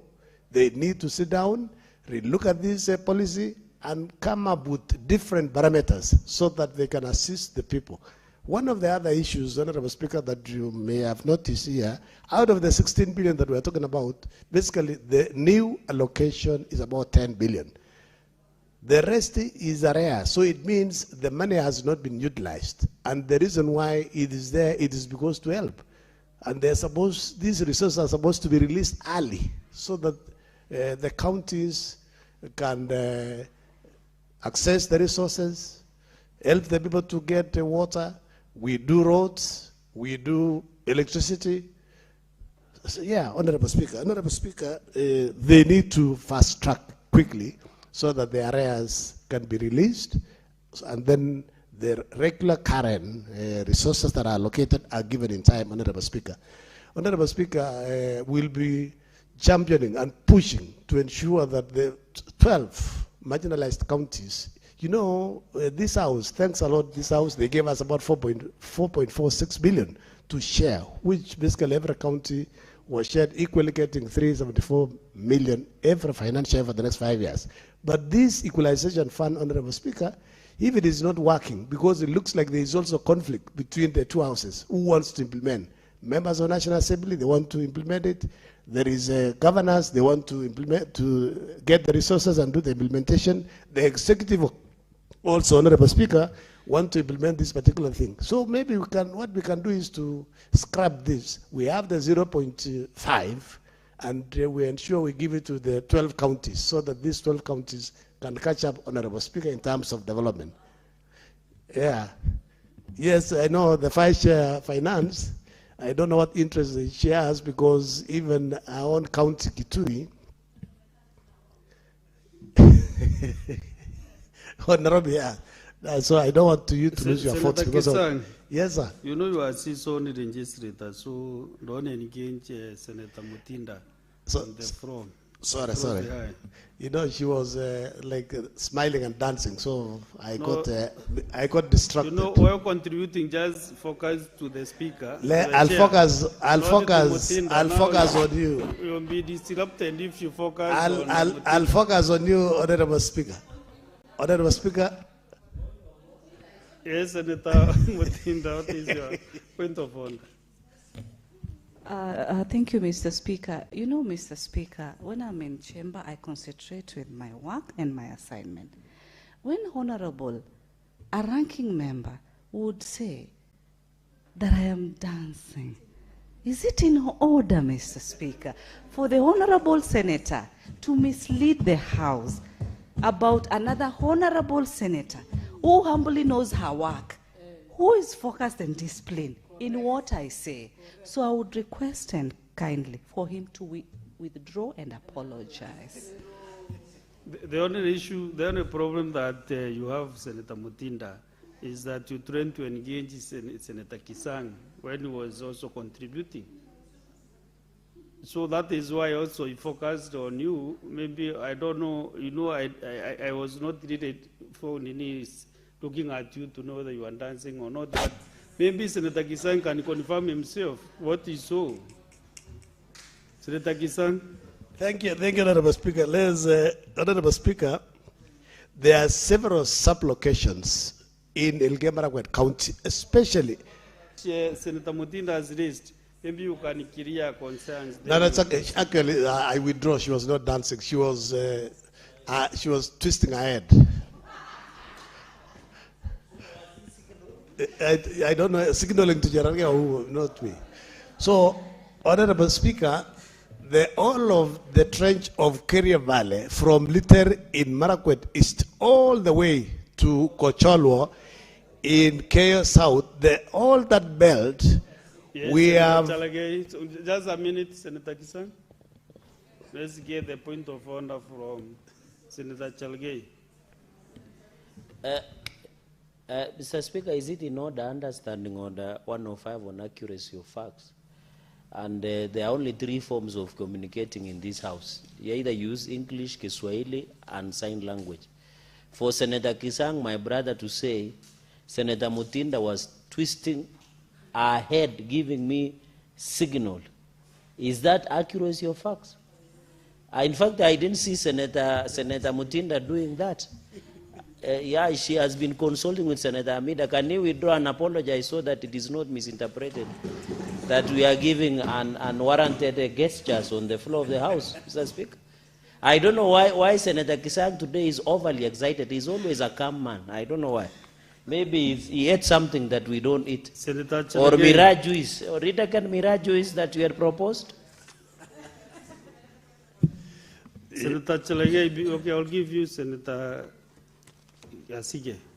But Senator Chalgei, you know myself, I recused myself from that issue between the eyes, Senator Kisang's eyes and Senator Mutinda's eyes. So the way they look at one another, you know, you can never know. Also, I'm wondering whether also you are also focusing on Senator Mutinda, that you did not see her and dance. So because I ruled on that matter, Senator, so Senator Chalgei, I ruled on that matter, and Senator Kisang also give his opinion. I don't know why, Senator Chalgei, you are taking us back, because we concluded on that matter, and Senator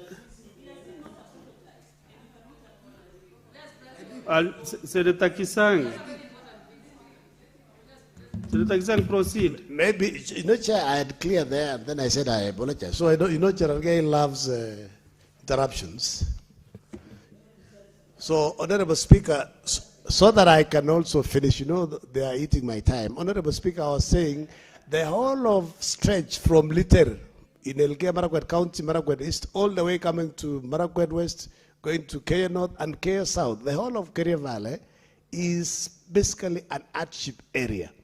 And I expected CRA to include all our sub-locations along Keria Valley of Elgeyo Marakwet County from Kocholo. Senator Kisang, just a minute. Don't be very fair to Senator Christo Asige. What is your point of order, Senator Asige? Thank you very much, Speaker, for giving me the opportunity to raise this. It's similarly on 105, Speaker. Speaker, it may sound like it is a light-hearted issue that has been raised here about the comments that Senator Kisang made to a colleague, female senator. However, Speaker, as you know, us as women, we are judged much more harshly than the public, by the public when in public service, Speaker, when in any form of leadership. So when there is a comment that is made off of the cuff or off the handle that is characterizing a female senator as just sitting in chambers, smiling, dancing, twisting her neck, causing any kind of distraction, then, Speaker, that actually falls on the rest of us as female leaders. We are all painted with a broad stroke. And then you'll see, Speaker, very soon online, people saying, look at what senators in the Republic of Kenya are doing, the female senators. They're just sitting in Senate, smiling, dancing, twisting their neck, and distracting other members from the order of the business that is being transacted. So, Speaker, it's actually a very serious issue, and I hope you, being a champion of women, and very inclusive and very sober in your judgment, Speaker, that you would request Senator Kisang to respectfully and just honorably just withdraw and apologize so that we can carry on and not have this mischaracterization continue out in the public. I thank you. Speaker, to save time, I withdraw. Senator Kisang. Yes. Senator Kisang, just a minute. Okay. Just a minute. All right. This is a matter that really has elicited a lot of interest and emotions. But Senator Chalgei, avoid giving me the ones that I should use. Because you have just tested me, and I've used you the ones coming from your mouth. I want to give my colleague here, Senator Mandago, he has a point of order as an elder. You know, they just the other day, one of the chairs said there is no place for orders, but Senator Mandago, what is your point of thank you very much, Honorable Speaker. My point of order is on that matter, Honorable Speaker. There is a tendency that is growing in the House. When members are asked to apologize and withdraw, they meander around and try to avoid. I think we should just be as direct and as blank in our apology and withdrawal so that the House can act in some other order. Senator Kisang withdrew, apologized, then added another twist into the statement. So I think we should just stick, when the Speaker rules that you withdraw and apologize, you simply withdraw and apologize so that the House can, the House can progress, and we should not be lost on the Senate that this is the House that the people of Kenya look up to when serious matters needs to be canvassed. We cannot afford to lower the threshold of this House, Honorable Speaker. As an upper house, you know the high school is closed. They are not around, so they should. Honorable Speaker, we need to do that. Thank you.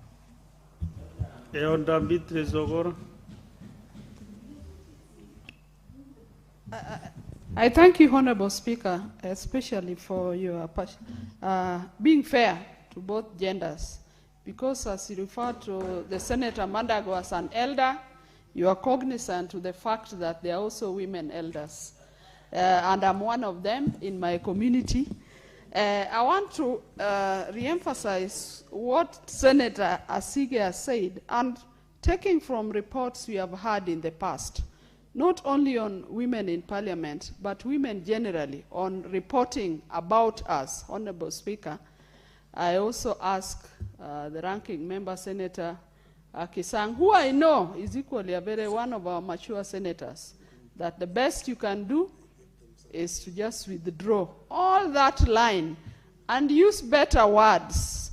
I'm an English teacher, and if you lack words to use, I could add on to the words that would be useful and parliamentary to you. Honorable Speaker, I thank you. Senator Minda Kibono.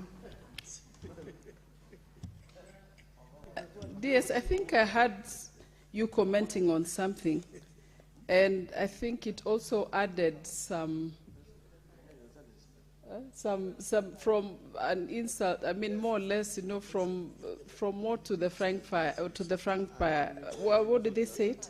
From the pan to the frank fire. Bonadies, you commented on something saying that Senator Chesang, you don't know what was, you know, between the communication between Senator Mutinda and Senator Chesang. Yet there was actually nothing Kisang, sorry, and there's nothing between them. I mean, it was just mutual discussion. So you added something that, of course, motivated Senator Kisang to feel more protected. So I want you also, Bonadies, if you can withdraw what you said about Senator Mutinda. Thank you. Senator Kisang, you know, if even we go back to the answer, Senator Kisang really apologized, actually now twice. But you know, his apologies maybe was not very, very firm. Maybe Senator Kisang, can you now really apologize to the great leaders who are here so that we can make progress? Good. Thank you, Honorable Speaker. Honorable Speaker, as husband of one wife and two daughters, I want to apologize and withdraw and apologize. Thank you. Very well. Proceed and conclude, Senator Kisang. Good. Thank you, Honorable Speaker. Honorable Speaker, I was saying, you know, Elgeyo-Marakwet County, the stretch along Keria Valley from Kocholo all the way to Little in Marakwet East, Honorable Speaker, is basically classified as an hardship area. And I wonder why CRA has not picked all the sublocations of the Keria Valley of Elgeyo-Marakwet County to be included as part of those to benefit from Equalization Fund. We continue to serve, Honorable Speaker. Thank God the government of Dr. William Samoei Ruto came in, and the banditry that was there in the past has now been stopped completely, and our people have gone back to work, Honorable Speaker. Honorable Speaker, there are even other menaces that has messed up the people of Elgeyo-Marakwet County, Honorable Speaker. We have elephants. We have a national game reserve, Honorable Speaker, and it has destroyed crops, mangoes, oranges, pixies, Honorable Speaker, and this is the same area where CRA is not seeing and considering and classifying to benefit from this equalization fund, Honorable Speaker. So that's why I was saying we need to push CRA to come up with the next third policy on equalization fund, Honorable Speaker, so that majority of the 12 counties that are getting less than 6 billion on shareable revenue get more resources. In fact, I was saying what brought issues, Honorable Speaker, is what I said,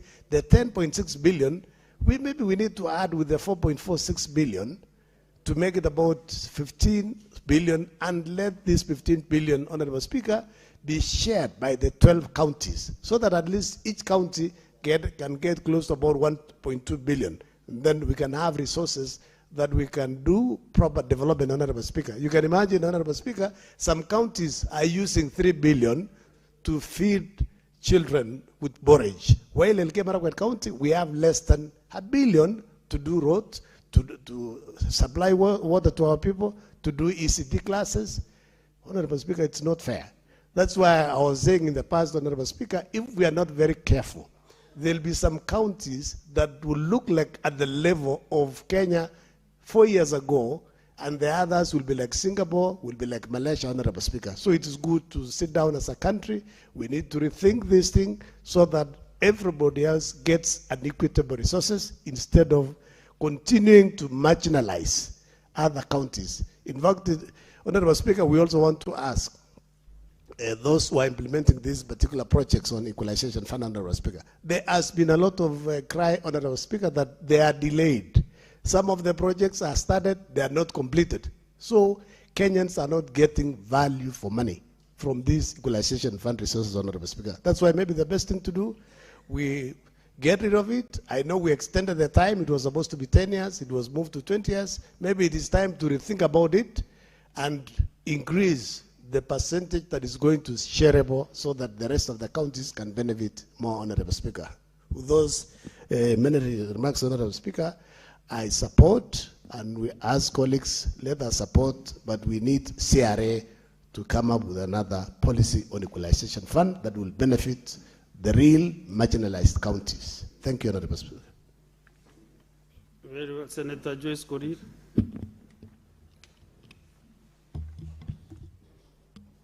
Yeah, Honorable Speaker, allow me to thank the Committee on Finance for the job well done. This is one of the most active committee in the Senate. Bearing in mind, Honorable Speaker, they are the ones who are assisting us in making sure that our counties get these resources, Honorable Speaker. Honorable Speaker, I want to say that I must thank the Chair, Ali Roba, and the Vice Chair and the entire committee. I've been a member of that committee at some point, and I know that they burn their midnight oil doing these reports, Honorable Speaker. Honorable Speaker, a number of issues has been raised by the members of this House. But my concerns, Honorable Speaker, is the formula that is being used by the CRA to arrive at this.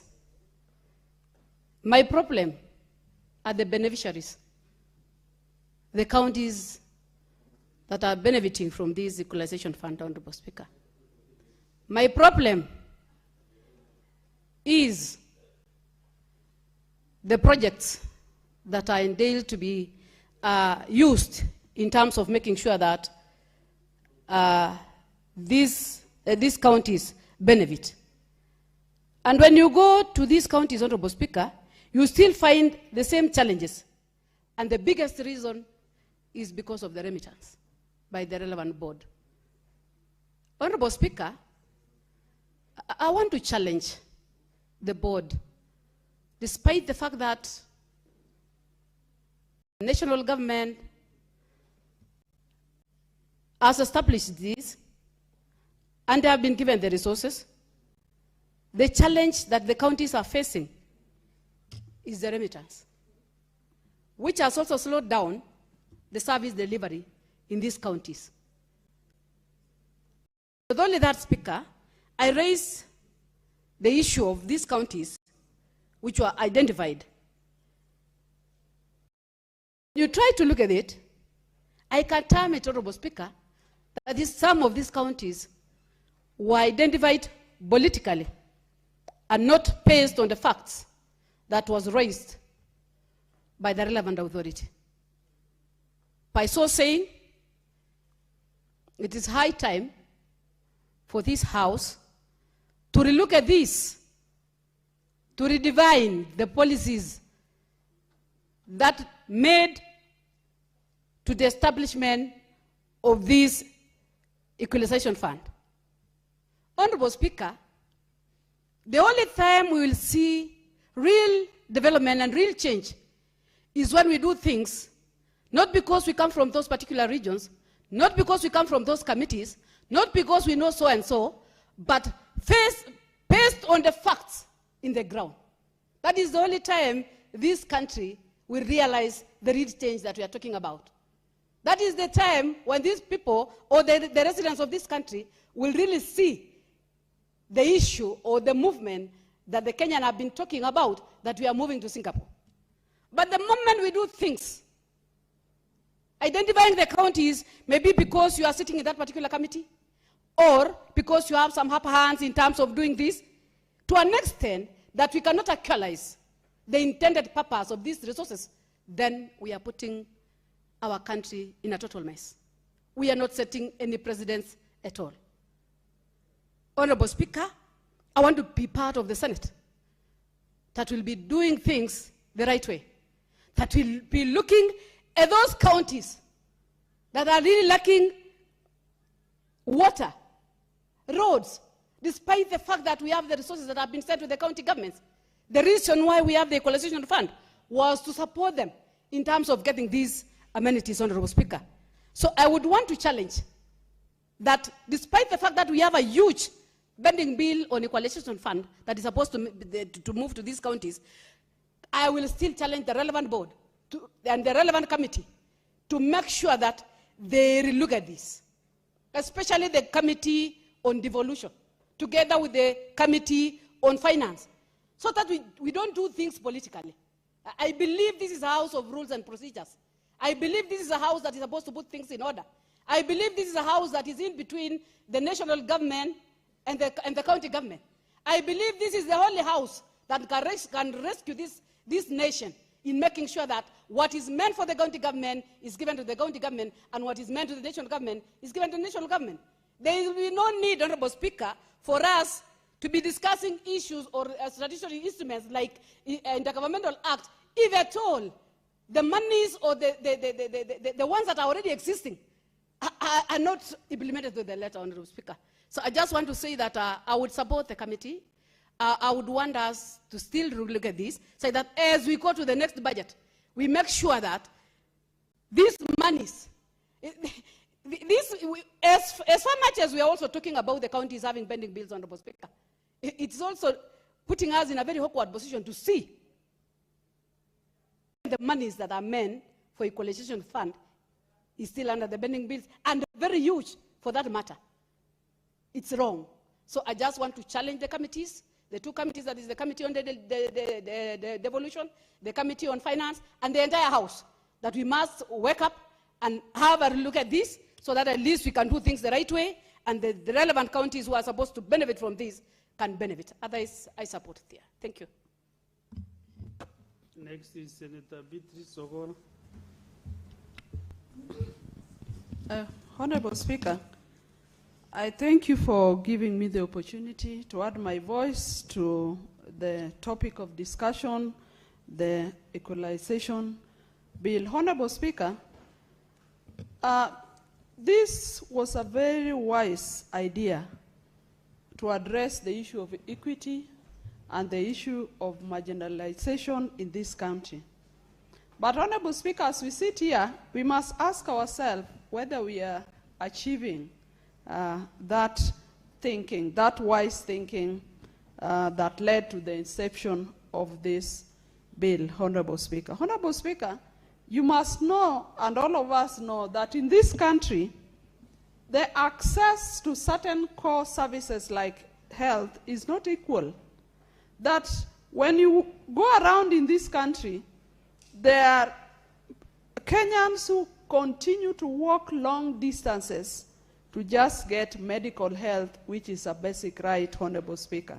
And I know that these are one of the reasons why this fund was created, Honorable Speaker.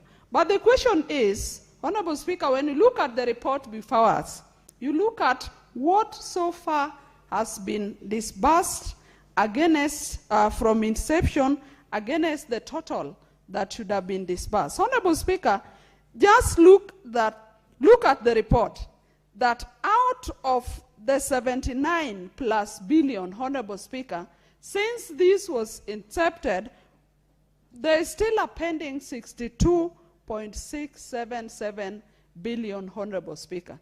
The question I ask myself as I talk to this bill is that, is it achieving the general goal why it was created? Because if you are going to have such huge arrears, because from what the report shows, only 17 billion has been given out to our counties. Honorable Speaker, we must as a country address the issues of the arrears that are in this report. And secondly, Honorable Speaker, the bill talks about the fund given to counties and further given to constituencies that are within those counties. The question I ask myself, why is it not broken down to the wards? Because with devolution, we have wards. We are here talking about services going down to the people. What is so difficult in having this fund further broken down to the wards? Because as honorable colleagues, senators here can observe, when you go around in your counties and you see the situations as it is, you are able to single out the challenges that are in the ward. Honorable Speaker, in achieving equity, we must have this fund and disbursed in a timely way. We talk about services, I've mentioned health, even the issue of roads, Honorable Speaker. Some of the functions that were devolved, county roads, Honorable Speaker, and not only county roads, Honorable Speaker. Let me give an example of my constituency, in Ndewa constituency, Honorable Speaker. Right now, if you went to my constituency, the only road that you can use is the one road that cuts across from Homa Bay Town constituency to Sori, which is a major trunk road. Other than that tarmac road, Honorable Speaker, the people of my constituency have no road today. Somebody might give the excuse of the rents, but is it only my constituency where there are rents? And because of that, Honorable Speaker, we are looking forward to these funds so that my people, as well as other Kenyans, can get the right services. Honorable Speaker, I've also seen the parameters that have been provided in the report. But how I pray certain parameters were also introduced in future, Honorable Speaker, because if you are looking at marginalization, we know our gender, women, have equally been marginalized. And there should be a better way of ring-fencing some of these funds to serve women in particular, so that we can feel that we are equally Kenyans and the women around in the country can have particular services that have having just been ring-fenced from this file, as well as the youths. Honorable Speaker, certain parameters that could also be used are issues of maternal mortality.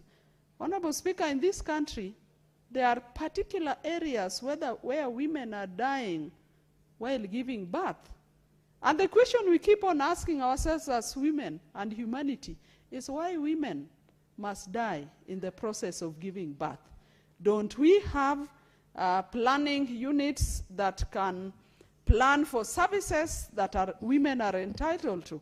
Honorable Speaker, it is the issue of maternal mortality is key, because here we are 60 years after independence, still talking about young girls, young women, and generally women dying, and for reasons that are obvious. Some of them are inefficiency, some of them are inadequate services to them, some of them is lack of monitoring services to these women, some of them is just unavailability of personnel to attend to them at the right time. Honorable Speaker, another area that is key to consider in future as a parameter is even the immunization of children. Honorable Speaker, in this country, we know emerging issues that funding is diminishing and donor funds are bound to end at some point. For example, in immunization, Honorable Speaker, by 2029, the Gavi funding is going to end in this country. But when you look at the trends, from the health ministry, from our counties, you don't see consistent budgets for this exercise. And Honorable Speaker, finally, if this is not done as expected, Honorable Speaker, it will lead us again to medical conditions with our populations that again eat into our budget. So, Honorable Speaker, I support that not everybody is equal in this country, that a number of areas are marginalized, Honorable Speaker, with no access to rural roads, with no access to water, with no access to agricultural services, with no access to health services, and so it is wise that we provide this fund so that equality can be realized and equity. And so, Honorable Speaker, I support. The only thing is that the distribution of this money must take note of the fact that we have wards in our counties, and the breakdown should not only end up at constituencies and counties, but should go down to wards. Honorable Speaker, I support. Thank you, Senator Agola Beatrice. Honorable Senators, on this particular business, there is no other interested senator to contribute or to speak into it. So what we need to have now is the mover to reply, and the mover is not around. So we defer that process of the mover to reply. If I reorganize again the order paper, order number 18, we defer that business. Then we go to order number 19. Clerk. Order number 19, motion, mainstreaming of gender perspectives in legislative and policy processes. Resumption of debate interrupted on Tuesday, 21st April, 2026. Balance of time, 1 hour.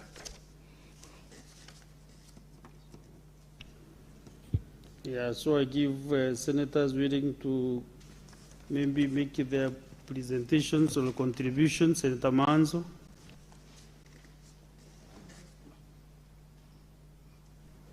Thank you, Mr. Speaker. I had not yet contributed to this very important motion, Mr. Speaker. The issue of gender mainstreaming has been a key one for many years, Mr. Speaker. And one time when we were with you at the National Assembly, the former Chief Justice David Maraga declared that Parliament was illegal for failing to meet the gender threshold in a court judgment, and the President was supposed to dissolve Parliament, then President Uhuru Kenyatta. Of course, for other reasons, the President did not, dissolve Parliament at that particular moment, because it was argued that gender mainstreaming then should be progressive, because when it comes to an institution like Parliament, people decide through election, And Mr. Speaker, up to the time, people will want to elect balancing gender, then that's the time when that could be achieved, and that can be done progressively. Other countries have done it progressively. They've also done it through other means which make sure that you meet the 2/3 gender threshold. But Mr. Speaker, this should begin with appointive positions. If you go to Rwanda, you'll find that the ministers are 50-50. Similarly with Uganda, they have complied with the 2/3 gender rule. And in some counties, like Makueni County, they have actually met the 2/3 gender rule when it comes to appointive politics, when appointive positions. When you go to Makueni also, you find that the practice has been when the governor is male, automatically the deputy governor becomes female, and it balances the equation in that regard. And I wish that practice could be picked. And similarly in Kenya, if in the appointment of cabinet, it should be 50-50. Then the country will be getting a direction that we are keen on achieving the gender role. I know there's a pending constitutional amendment on this particular matter. It's been debated and is subject to a lot more of debate. And one of the things, when we did this in the committee of JLAC, we got all manner of views, Mr. Speaker, during public participation. As much as this is supported, many Kenyans were of the view that if you have to force the gender role mainstreaming in Parliament, then it means you are going to have so many members of Parliament, to balance this, and it's again an expense on the people. But there are other ways through political parties. Mr. Speaker, you can be able to achieve the 2/3 gender rule. When political parties sponsor candidates and they encourage that is one of the ways. And then when it comes to nominations, Mr. Speaker, the gender perspective must be given priority so that we can balance, Mr. Speaker. Therefore, this is a very serious debate. And I want to confirm that in countries like Rwanda, where in cabinet this has been done, and they have encouraged a lot of, gender balance, you find the women have performed very well in their dockets. You find less corruption in their docket, because a lot of women, could be afraid of some of these practices, unlike situations whereby, you find a lot of men are charged in public offices with these vices. In fact, one time I had an opportunity to represent Dr. Margaret Gashara, who was in an organization, government organization, which was dealing with the prevention of HIV/AIDS. And she was prosecuted for paying only 20,000 shillings as a CEO to a chairman who had done an activity, and in an investigation that amount of money was found irregular. You can see by the time she got prosecuted, she was denied bail because it was argued that she was resisting arrest. And she was only trying to explain herself, Mr. Speaker, but things didn't go well on her. After the case ended, during President Kibaki's regime, I think she relocated out of the country. I didn't see her again out of what generated out of that.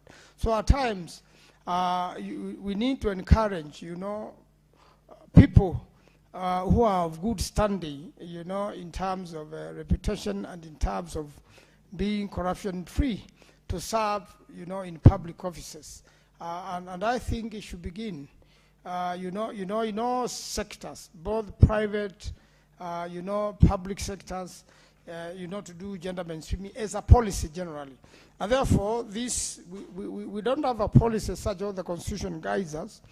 I think this particular motion is very important when it comes to this particular regard.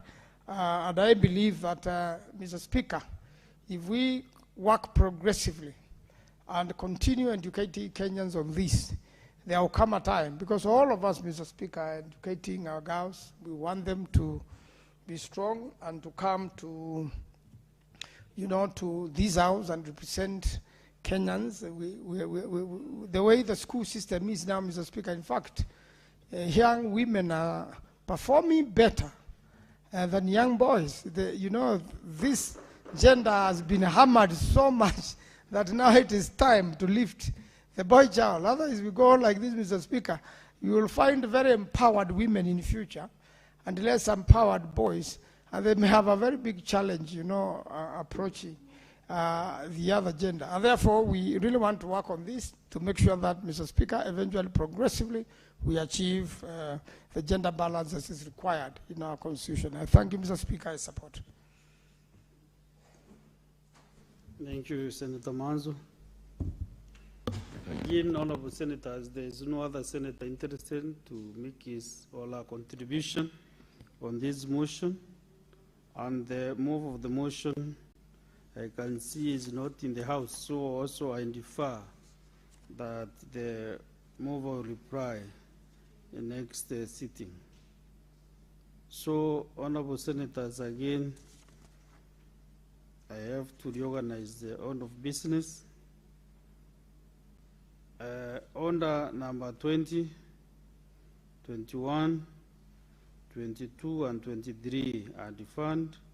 So we go to order number 24, the Environmental Management and Coordination Amendment Bill. Order number 20. Clerk.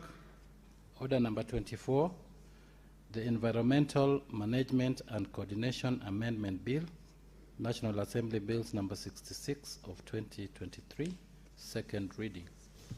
Senator Christo Asige.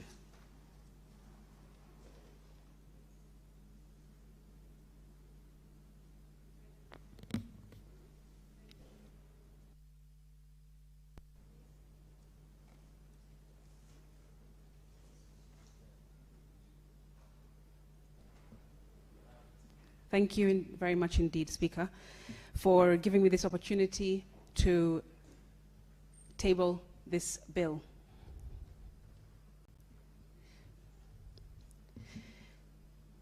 Mr. Speaker, I rise to move that the Environmental Management and Coordination Amendment Bill, National Assembly Bill number 66 of 2023, be now read a second time.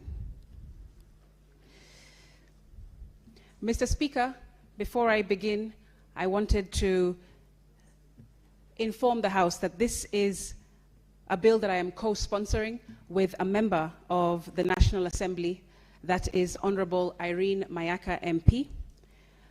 And I want to, off the bat, Speaker, congratulate her greatly for the work that she has done to draft and to move this bill in the National Assembly through all of its processes. And now it is before us in the Senate so that we can table and debate it as well. Speaker, Honorable Mayaka has done a fantastic job.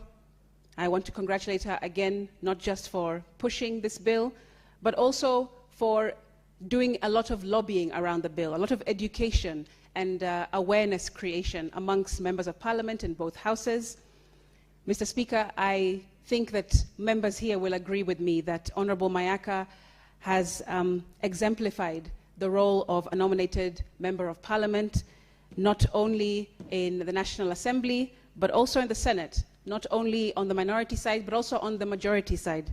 I think it is clear, and you will hear testimonies of members of Parliament all across these two houses talking about her excellence in work, her ability to think and represent her people in the most excellent of ways, Speaker, and also, Speaker, her ability to raise impactful issues such as this that we are about to debate, Mr. Speaker. The purpose of this bill, Speaker, is to amend Section 147 of the Environmental Management and Coordination Act of 1999 by introducing a clause that prohibits the planting, introduction, growth, or maintenance of eucalyptus trees along rivers, lakes as well, wetlands, and other critical water catchment areas in the country. Mr. Speaker, eucalyptus remains one of the most widely cultivated forestry species in the world. The genus comprises over 900 species, most of which originate from Australia. Speaker, in Kenya, eucalyptus was introduced as far back as 1902, primarily to support the construction of the Kenya-Uganda Railway through the provision of fuel wood. Today, Speaker, it plays a significant role in our economy. It is used for timber, for transmission poles, for plywood, for fuel wood, fencing posts, construction materials, windbreaks, and even ornamental purposes, Speaker. It is grown across most ecological zones in Kenya on a wide variety of soil types. Speaker, further, it is estimated that about 153,000 hectares of land in Kenya currently under eucalyptus cultivation, spread across gazetted forests, private lands, small-scale farms, and land owned by local authorities. And this area continues to expand, Speaker, driven by high demand, particularly for transmission poles linked to rural electrification, as well as construction and energy needs across the country. There is no doubt that eucalyptus has supported livelihoods all over. A ready market has made it attractive for farmers seeking reliable and relatively quick economic returns. But, Mr. Speaker, we must also confront the growing body of evidence and the lived realities that point to its environmental cost, particularly when planted near water sources. Concerns, Mr. Speaker, have consistently been raised about the high water consumption of eucalyptus and its impact on soil fertility and biodiversity. Communities have associated the drying up of streams, of rivers, and wells with the expansion of eucalyptus plantations. In Kilifi County, for example, the drying of the Shirangwa well has been linked to eucalyptus close by. Mr. Speaker, research findings support these concerns. Studies from countries such as India, Ethiopia, Zimbabwe, and also South Africa show that eucalyptus plantations significantly affect water resources, soil health, and biodiversity. One of the key issues, Speaker, that eucalyptus exhibits is what is scientifically known as the allelopathic effect, releasing chemical compounds that suppress the growth of other plants around it. As a result, Speaker, it is difficult to find meaningful undergrowth vegetation within eucalyptus plantations, leading to diminished biodiversity in those areas. In addition, Speaker, these chemical compounds can impound affecting soil processes that allow organic matter to build up. This further contributes to declining soil health, Speaker. Also, Speaker, there is documented evidence of reduced water yields. In India and Zimbabwe, as mentioned, studies have also shown a reduction in water levels in wells by between 25 to 30% within just 3 to 5 years of eucalyptus planting around them. The nutrient demands of eucalyptus are also significantly high. While it absorbs large amounts of nutrients from the soil to sustain its rapid growth, Speaker, it also returns very little through leaf litter. This imbalance leads to nutrient depletion and long-term loss of soil fertility. A 2023 study in Ethiopia further indicated that the rapid expansion of eucalyptus farming is likely to affect downstream water supply, what is referred to blue water resources. Now, Mr. Speaker, other jurisdictions have also taken decisive steps. In South Africa, Several eucalyptus species have been classified as invasive under the National Environmental Management Biodiversity Act. These include species such as forest red gum, river red gum, salina gum, spider gum, sugar gum, and curry, many of which are also grown here in Kenya, as you know. The classification is based on their severe impact on water resources and ecosystem health, Speaker, particularly their excessive water consumption where they are planted. Mr. Speaker, here in Kenya, we have attempted to address this issue before. In 2009, the late John Micah wanted to reduce this issue in riparian areas. NEMA also restricted planting eucalyptus near water sources. However, Speaker, these measures have not been effective, largely because they were not anchored in law. And that's why we are tabling this as co-sponsors between myself and Honorable Mayaka in the Senate today. Also, that's why this bill is both necessary and long overdue. It provides the Cabinet Secretary with the legal authority to develop regulations that prohibit the planting and maintenance of eucalyptus in ecologically sensitive areas. It also ensures that our environmental policies are not just advisory, but also enforceable. Mr. Speaker, this is not about eliminating eucalyptus. I want to dissuade that thought. It's about ensuring the thought that it is grown responsibly and in the right places. As we move forward, Speaker, it will be critical for key institutions such as the Kenya Forest Service, the Kenya Forestry Research Institute, and also the Water Resources Authority to provide site-specific guidance on alternative tree species that can offer economic value without compromising environmental sustainability. Speaker, this bill also concerns county governments, as provided under Article 110(1)(a) of the Constitution. It touches on functions outlined in Part 2 of the 4th Schedule, particularly in relation to the implementation of national policies on natural resources and environmental conservation. Importantly, Speaker, its enactment will not occasion any additional expenditure at all of our public funds. Mr. Speaker, at its core, this bill is about balance. It's about protecting livelihoods, yes, but also protecting the natural systems that sustain those livelihoods. And in a time where climate change continues to put pressure on our water resources, we cannot afford to ignore practices that worsen that strain.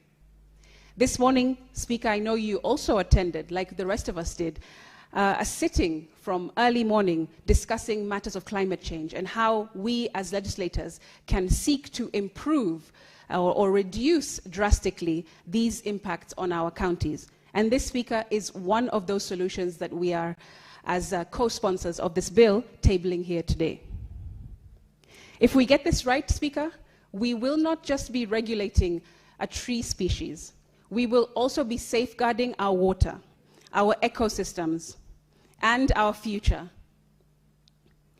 Speaker, I do hope that this very simple yet critical bill that I have tabled and co-sponsoring together with Honorable Irene Mayaka of the National Assembly will be of interest, and that we will be able to persuade colleague senators to also understand the importance of what it seeks to repair. Speaker, it seems a simple, like I said, amendment to the bill, the act, pardon me. However, it will improve so many livelihoods and so many of our environments that we are so desperately trying to preserve, especially in the rise of climate change, erosion of different species of plants in our country.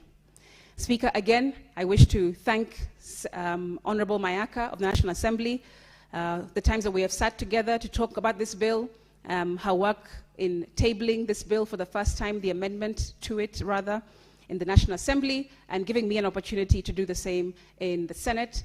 And I do hope, as many of us, senators are farmers, many of us understand agriculture, natural resources, and the environment very, very well, Speaker. We may not have gone to university and acquired PhDs in it, but sometimes these cultural norms are ingrained in us as Kenyans, as citizens of this country, and those who are loyal to the soil. Mr. Speaker, I believe very wholeheartedly that one of these people is Senator Cherargei, a farmer in his own right, a legislator in his own right, and a ranking member of this Senate. And that's the reason why I would request him to second this bill. I thank you. Senator Chelage.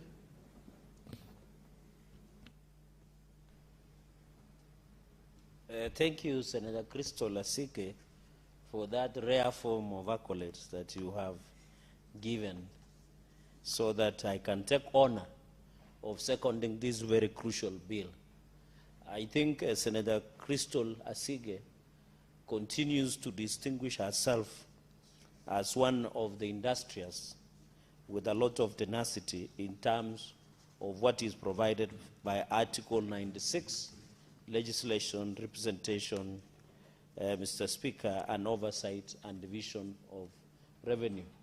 And Mr. Speaker, sincerely speaking, I hope to see her in the next parliament, either at the National Assembly or in the Senate. And Mr. Speaker, you remember the Senator of Nairobi did mention that some of us have served in Senate for some time. But this is only my second term, Mr. Speaker. That some of us intend to stay in the Senate. We don't intend to stay in the Senate. It is the people who give us opportunity to continue serving in Parliament. And Mr. Speaker, the people of Nandi are aware when I'm called, I'll be more than obligated to serve in other different capacities so that we ensure that the devolution works, Mr. Speaker. And by the way, if you are a politician and you are not ambitious, you don't have any business being in politics. And I know also you yourself, Mr. Speaker, you are also nursing very good dreams of becoming the governor of Meru. I know it might be in 2027 or you might postpone, but I know Senator Joyce Koril has set her eyes on a Bomet Central seat. So everybody has an ambition, including Issa Juma Boy Issa. So Speaker, so as I second this bill, this is a very straightforward bill. We want to amend. So Speaker, we appreciate that Eucalyptus is one of the critical, and it was introduced with a good intention. Even where I come from, it was used for timber, it has been used for electricity. It's very critical, Eucalyptus. What we are doing, and I want to thank Senator Asige, she has been very crystal clear, although her name is Crystal, she has been crystal clear by saying that we are not banning the eucalyptus. We are just ensuring that the case that was done and this amendment, if you look at the Olkalau, a case that was filed by Wilfred Mosoti Omariba, who was acting on behalf of public interest as Cabinet Secretary of Environment and others, in November 2025, Mr. Speaker, the courts ruled that we need to comply, that all eucalyptus should not be planted within 30 meters of the riparian areas or next to the rivers. It should be where the river is 30 meters from and 10 meters from where property is. And I think what we are just doing, led by Senator Crystal, is to comply and enrich the Environmental and Management Act Amendment Bill of 2023. And you remember, Mr. Speaker, in that ruling, he also went that the Parliament should, in the wisdom of the court, that we must come up with legislative intervention. And Senator Honorable Irene Mayaka, who happens to be the chair of regional integration in the National Assembly, and co-sponsor Senator Crystal Asige, have gone ahead and ensured that we comply by that, and we are happy. And I want to thank them, because when I've been very passionate. So, Speaker, you need to appreciate that I know farmers who, I am aware where I come from, many people have planted those trees to sell to Kenya Power and Lighting. Many have used for timber. It is being used even for us who enjoy sauna or in health clubs. Some of the eucalyptus are being used because they are good in clearing some of the colds, assisting in asthma clearance, Mr. Speaker. So it's also good. And Mr. Speaker, the eucalyptus is used for many things, even ointment, even healing of wound, and many others that are generated through eucalyptus, Mr. Speaker. For it is very critical for health. But what we are just saying is it's also used for pain management. It is used for many things, even aromatherapy to release stress. Mr. Speaker, for many people who have stress-related depression, it can be used also to release. So we are not saying eucalyptus is bad, but we are saying eucalyptus is not good for water areas, wetlands, where water is, where river is. Mr. Speaker, I've come from where we depend on agriculture. I've seen where swamp, where eucalyptus has been planted, it dries after some years, which interferes with the ecosystem of most of this environment, Mr. Speaker. And you know, even it is called in Kiswahili, mukalatusi. I would have expected Senator Crystal to tell us because she comes from mukalatusi or mtimbao. Mr. Speaker, the Akikuyu community and Nyumba have given it a very interesting name. It is called Munywa Mai, water drinker. I know you come from that Mlima. You know, Mlima is giving us a lot of problems, but tutakaa tu kwa Mlima. It's called Munywa wa Mai. It means loosely translated water drinker. So this is a drinker. Let me give you the right pronunciation. Munywa Mai. Munywa Mai. Not Munywa Mai. There's no Mai. Munywa Mai. Can you pronounce it correctly? Mr. Speaker, I don't know, but I think it's just the intonation on how it's pronounced. I don't come from that region, but you have put it better placed. Because I know Munywa. So you are talking British English, but you don't come from England. Okay, I will try. It's called Munywa Mai. Loosely translated, water drinker. So the Akikuyu community has gone ahead to describe what eucalyptus is. It dries the rivers. If you plant next to rivers, next to water sources, next to wetlands, Mr. Speaker, it makes the place very dry. The place no longer becomes wet, which is very important for planting, Mr. Speaker. Mr. Speaker, you look at, because I have only 4 points, you look even at Article 69 on the obligation in respect of the environment. We must also, in principles, that we must ensure that sustainable exploitation, utilization, management, and conservation of environment and natural resources. Are you aware the President is pushing that we plant 15 billion trees? And I'm happy in the drive of planting trees, especially moving from, I think, 2% forest cover to 10%, Mr. Speaker, is to ensure, and we must be very critical, that at least eucalyptus has not been included. We should go for indigenous trees, trees that are environment friendly, that will sustain the ecosystem. And I think it is very important, even along, and that is why even in mangrove forest, along the coastline, those are the type of trees that are friendly to the environment, Mr. Speaker. And therefore, even as the President pushes, I'm happy in the 15 billion trees, apart from indigenous trees that are environmental friendly. And Mr. Speaker, where I come from, there are even trees that when you plant, they assist in even giving more water, making the place more wetter, Mr. Speaker, and that, I think that is very important, Mr. Speaker, going into the future. So I agree with Senator Asige that we must, even as we push for 10% cover of the land area of forest in areas that we continue, we must ensure that we protect the environment. And I agree, Mr. Speaker, if you have built your house next to a eucalyptus tree, they always destroy the house. And that is why courts taught in their wisdom that it should be 10 meters. I know after the amendment co-sponsored by Senator Asige, we shall be able to come with rules and regulations on how it will be implemented for effectiveness going into the future. Mr. Speaker, and therefore we are very keen, and I'm happy and I want to appeal to the Ministry of Environment and Forest, to the Office of the President, that as we implement 15 billion trees, please let us discourage the planting of eucalyptus, especially in agricultural high productive areas, so that we protect, Mr. Speaker. And I know the President means well for this country. Even today, Mr. Speaker, you heard that he has ensured that by January 1st, 2027, the 44,000 teachers will be confirmed on permanent and pensionable. And I'm happy, Mr. Speaker, even in January 1, 2027, the Ministry of Treasury has allocated 4.92 billion that will ensure teachers who are on contract under TSC will be observed under permanent and pensionable terms. I want to appeal to teachers who will be teaching environmental studies to ensure that we teach our children, we encourage the growth of trees that are friendly. Mr. Speaker, when you come to our tea farms in Nandi, in all sub-counties, because we plant tea, you will always find that we are using, the name is disappear, but in my local language it's called Jebkumia. It's just called Jebkumia, where it is also good for fertilization, Mr. Speaker. I don't know the name, but I don't know whether Senator Korir can know that the one we plant, Jebkumia, the one we plant along to give growth and ensure the growth.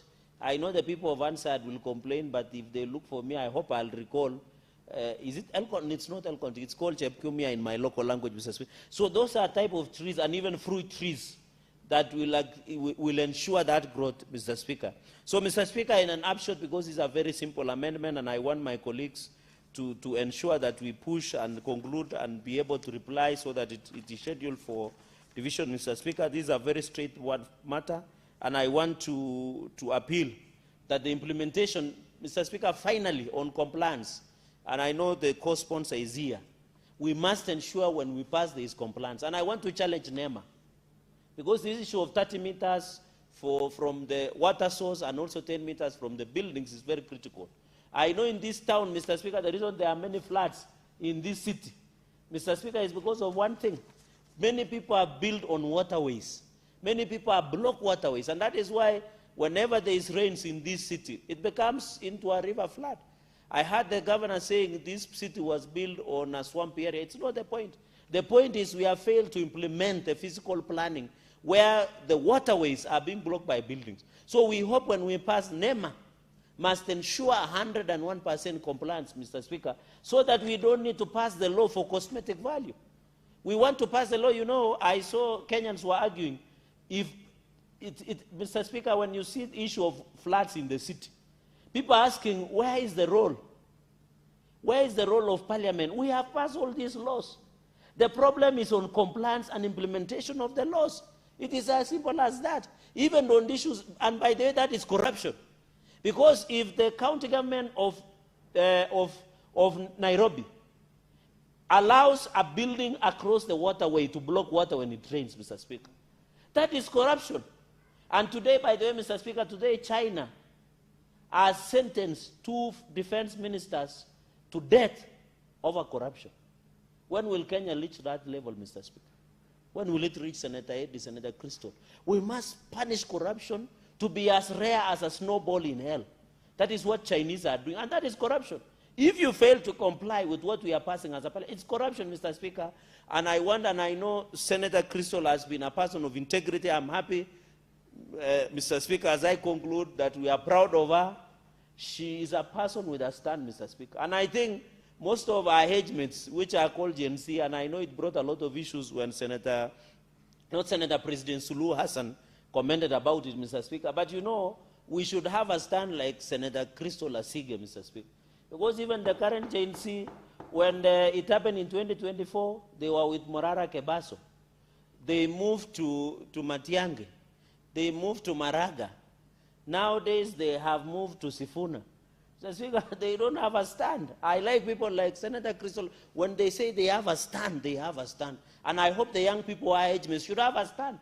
Because by tomorrow, they might move from Sifuna to Senator Katuri. Before you know it, they'll move back to Cherargei and maybe finally to Senator Eddie. So young people should have a stand like Senator Crystal Asige so that we can have a better country with a vision that will change this country. And I know finally after Senator Eddie, they'll move back to President William Ruto. Mr. Speaker, with those many remarks, allow me that I beg to second and request to continue to second and support this bill. I will vote for it when it comes to division, and I can give the support and congratulate Senator Crystal Asige and wish her the best. I know this will be part of our marking scheme when she will be seeking election of any seats. And by the way, all seats are open, from MCA to the presidency. If he wants to run, we'll be there to support where we can. Mr. Speaker, I support. Yeah? As I propose the question, maybe Senator Siga has not invited us to, as she launches another album, you know, she's a great musician also. So, Honorable Senators, I propose the question that the Environmental Management and Coordination Amendment Bill, National Assembly Bills number 66 of 2023, be now read a second time. Yes, now I open debate on this motion. Senator Okech Eddie.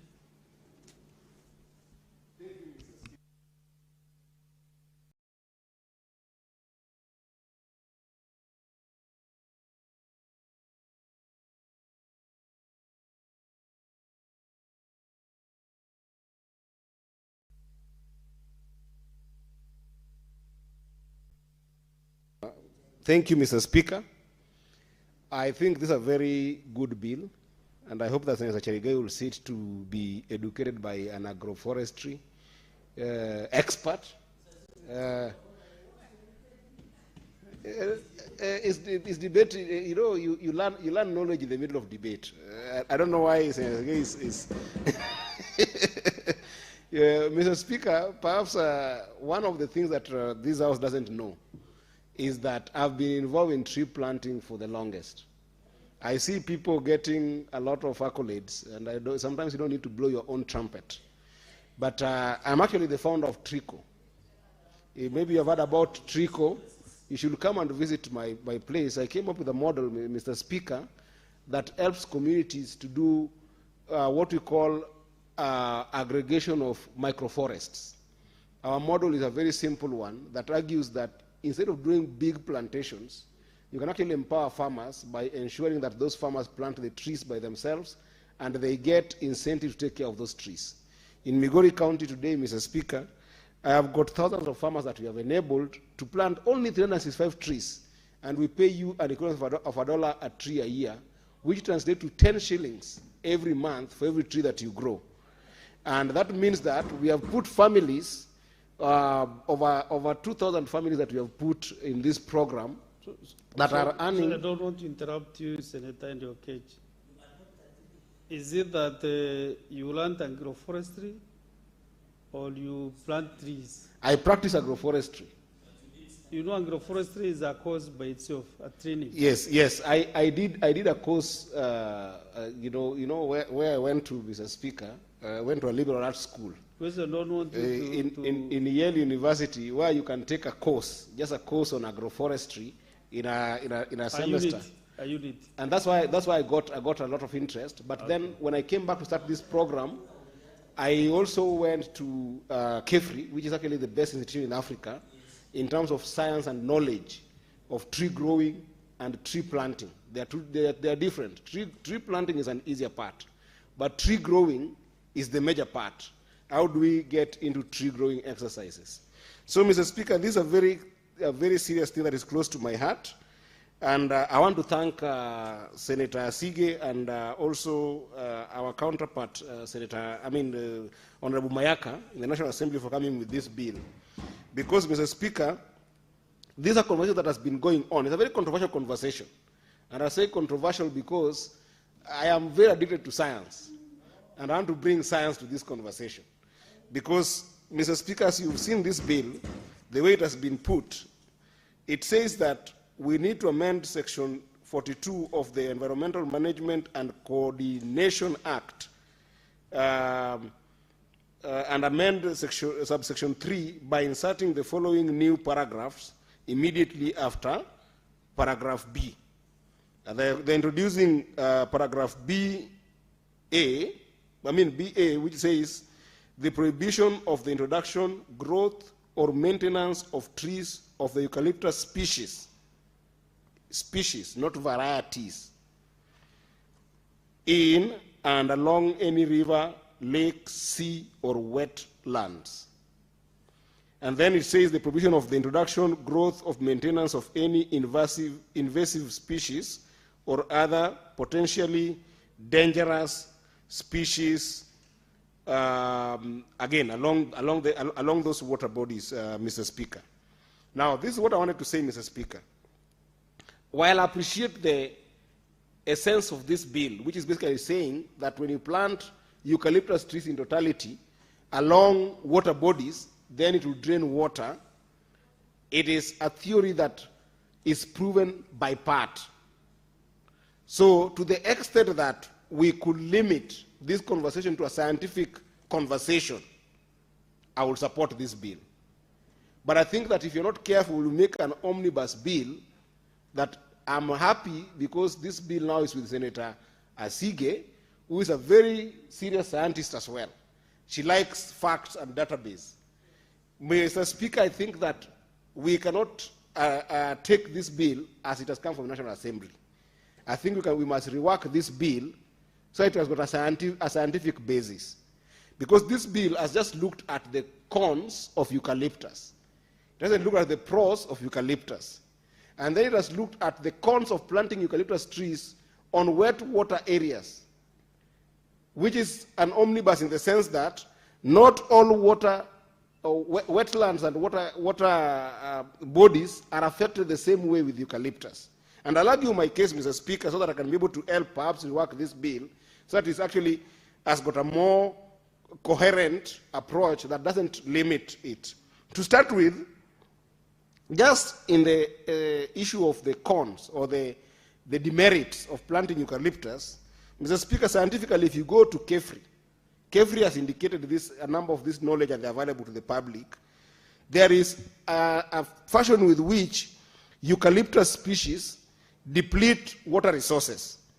And this is because there are a number of varieties of eucalyptus that are guzzlers of water. They drink a lot of water during the time that they are growing, and most of all when they attain a certain kind of maturity. So that guzzling of water in Kenya, you can argue it out that while it is true, does it really affect lakes, seas, and oceans that we have? It is only dangerous to the extent that it affects springs, streams, and wells that could easily dry up. For instance, if you go and plant eucalyptus in Lake Victoria, it doesn't have the same effect as planting eucalyptus on the hills of Kisii Highlands or in the hills of Mau Summit. Because in Mau Summit or on the Kisii Islands, you will find springs, streams, and wells that are essential for our water catchment areas. So in those areas, scientifically, you can limit eucalyptus planting in those areas. But it has got a different effect when you take them in wet water lands, in the grassroots areas like the lowlands of the lake, because in some of those lowlands, they are endemic watersheds that look like swamps, that planting them there actually restores that entire ecosystem.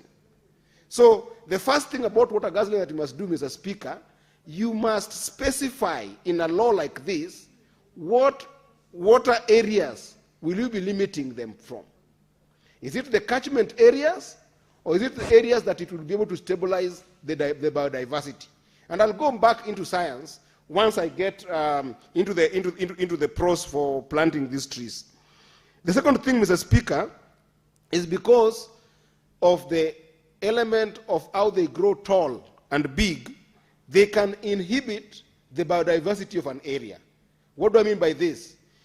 They end up forming this canopy that has got this littering leaf that can kill other biodiversity plants that could also help with the ecosystems of water. So that becomes a problem. And it goes to the first question that I was saying, that it is important to limit it in water catchment areas.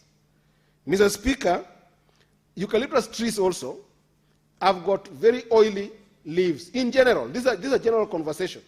In general, they've got very oily leaves.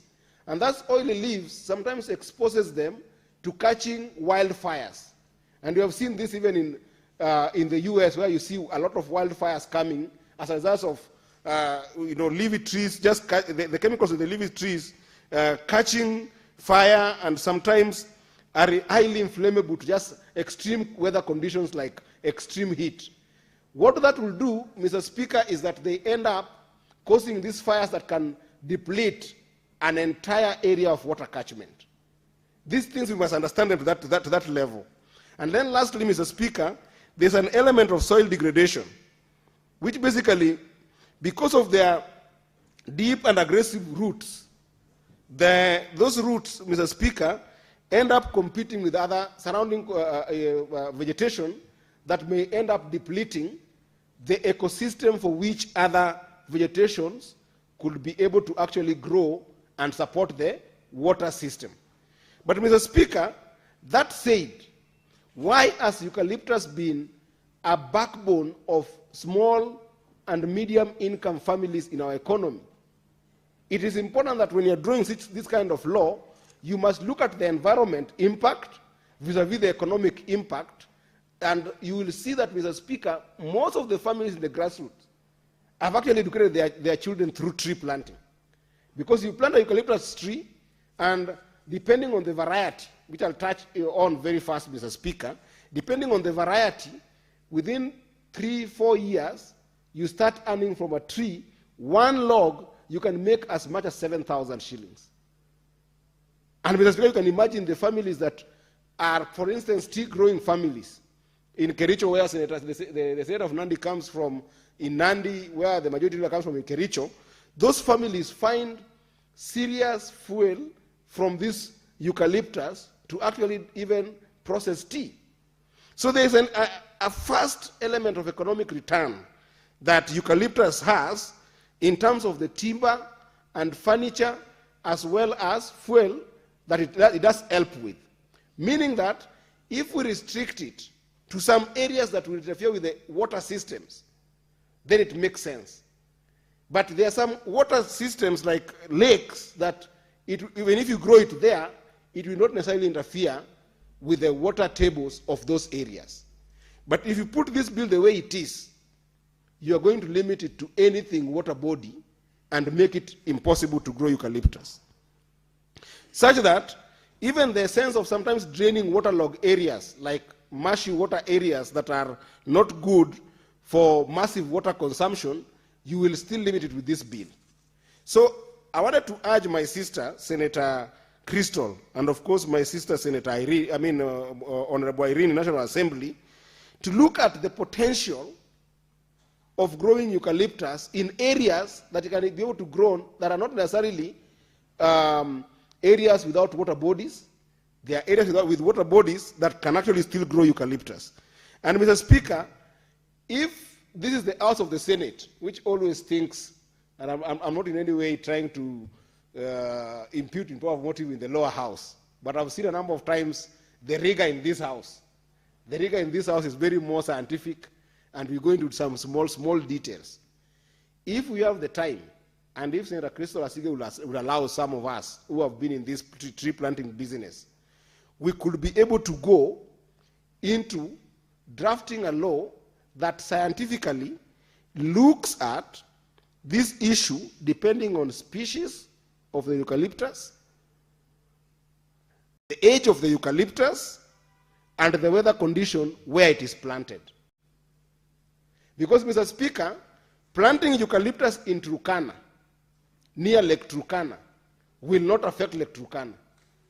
It will instead rebuild the water ecosystem in that area. That's a weather condition. Unlike planting it in Kisii, where there is rain every single day, but it will interfere with the water catchment in that highland in Kisii, or the Mau forest.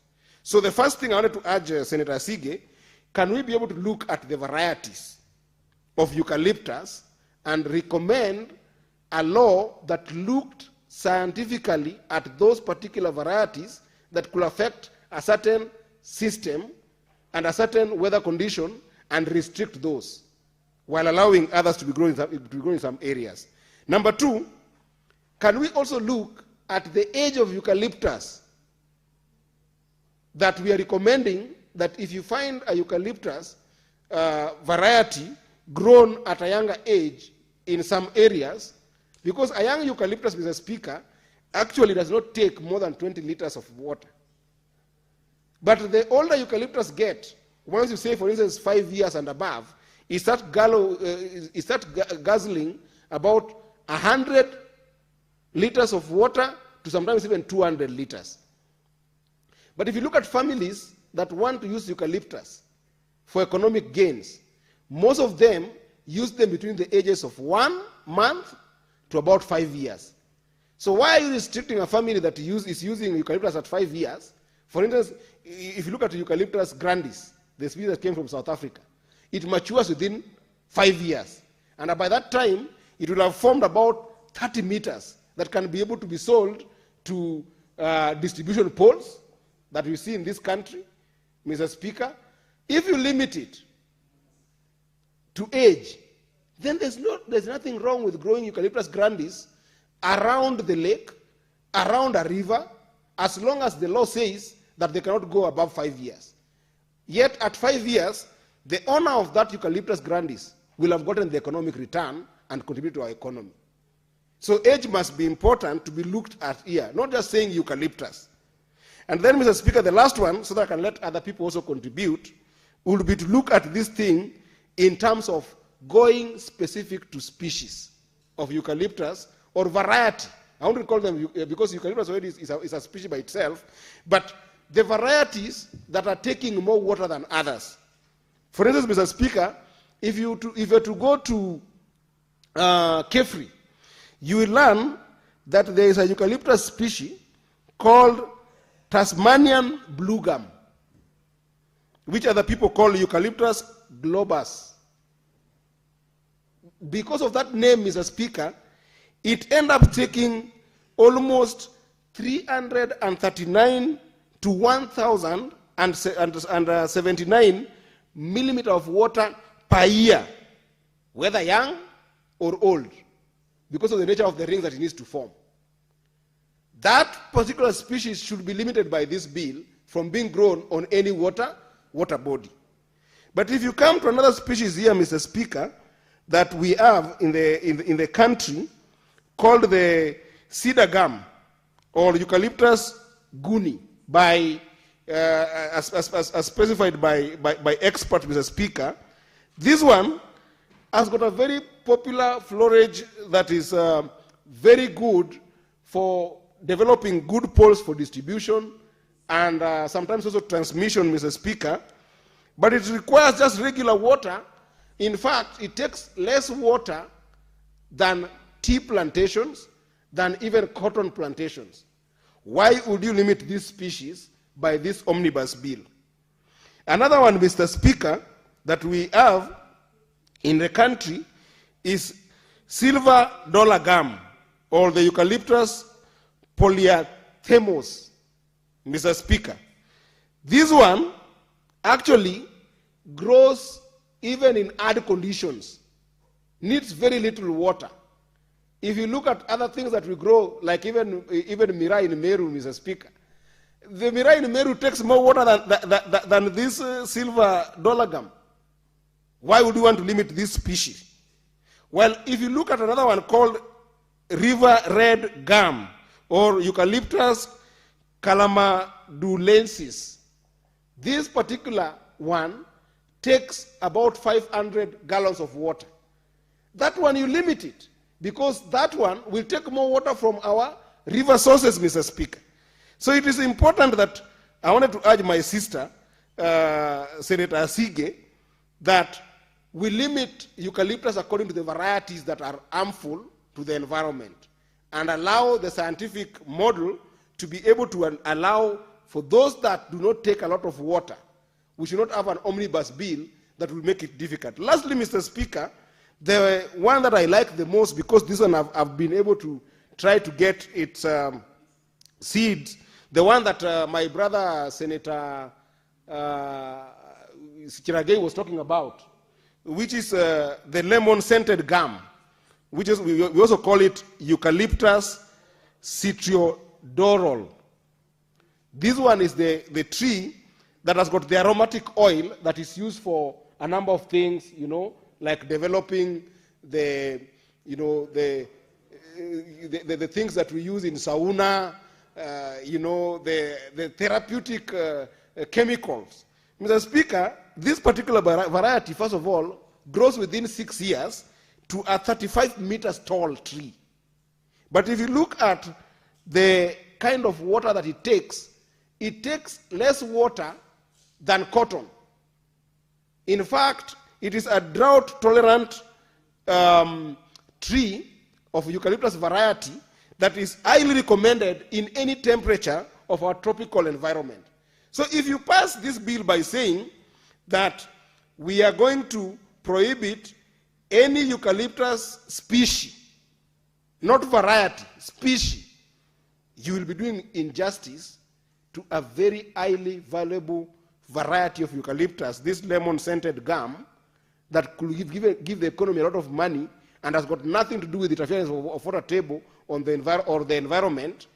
And Madam Speaker, sorry, it will be very, very unfair for people already doing this to miss out in cashing out from this. So I support this bill, but I will support it with amendments that are scientifically based, because this is the house of the Senate, where we do research, where we depend on data, where we depend on science to be able to make decisions in lawmaking and putting up legislations that are not necessarily prohibitive to opportunities of economic magnitude like the trees that we have.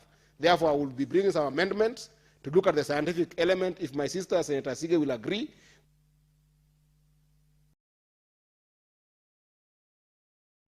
Thank you, Senator Eddy. I'm trying to get the list of the speakers who are interested in contributing to this debate.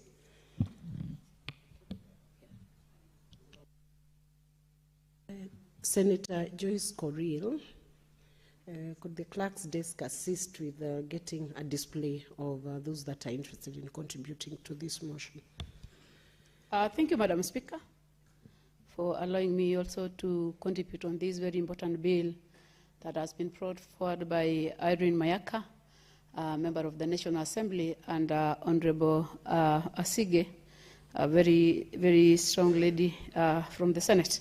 Madam Speaker, I just want to congratulate the two members for bringing this amendment, an amendment that I know it has seen the light of the day, maybe some few adjustments that I've just heard being deliberated on by Senator Eddy. And I want to say, Honorable Speaker, I think the main purpose of this bill is to assure not only the Kenyans, but the world that we have enough water, because water is life. I think that is the whole essence of this bill, because at the end of the day, we are not against plantation of the eucalyptus, but the main purpose is to make sure that we have enough water along the rivers. Honorable Speaker, we've seen the dangers that has been brought forward by this type of species.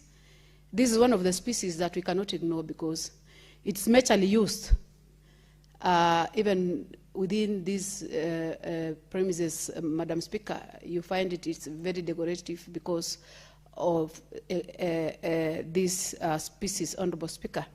I want to say that it is one of the pest species that can be used by in construction. It is used in terms of medication. It is used. It's widely used. So, Madam Speaker, I just want to say that I want to thank the government for the initiative that they started in terms of making sure that they do the screening across the country, which of course I want to also encourage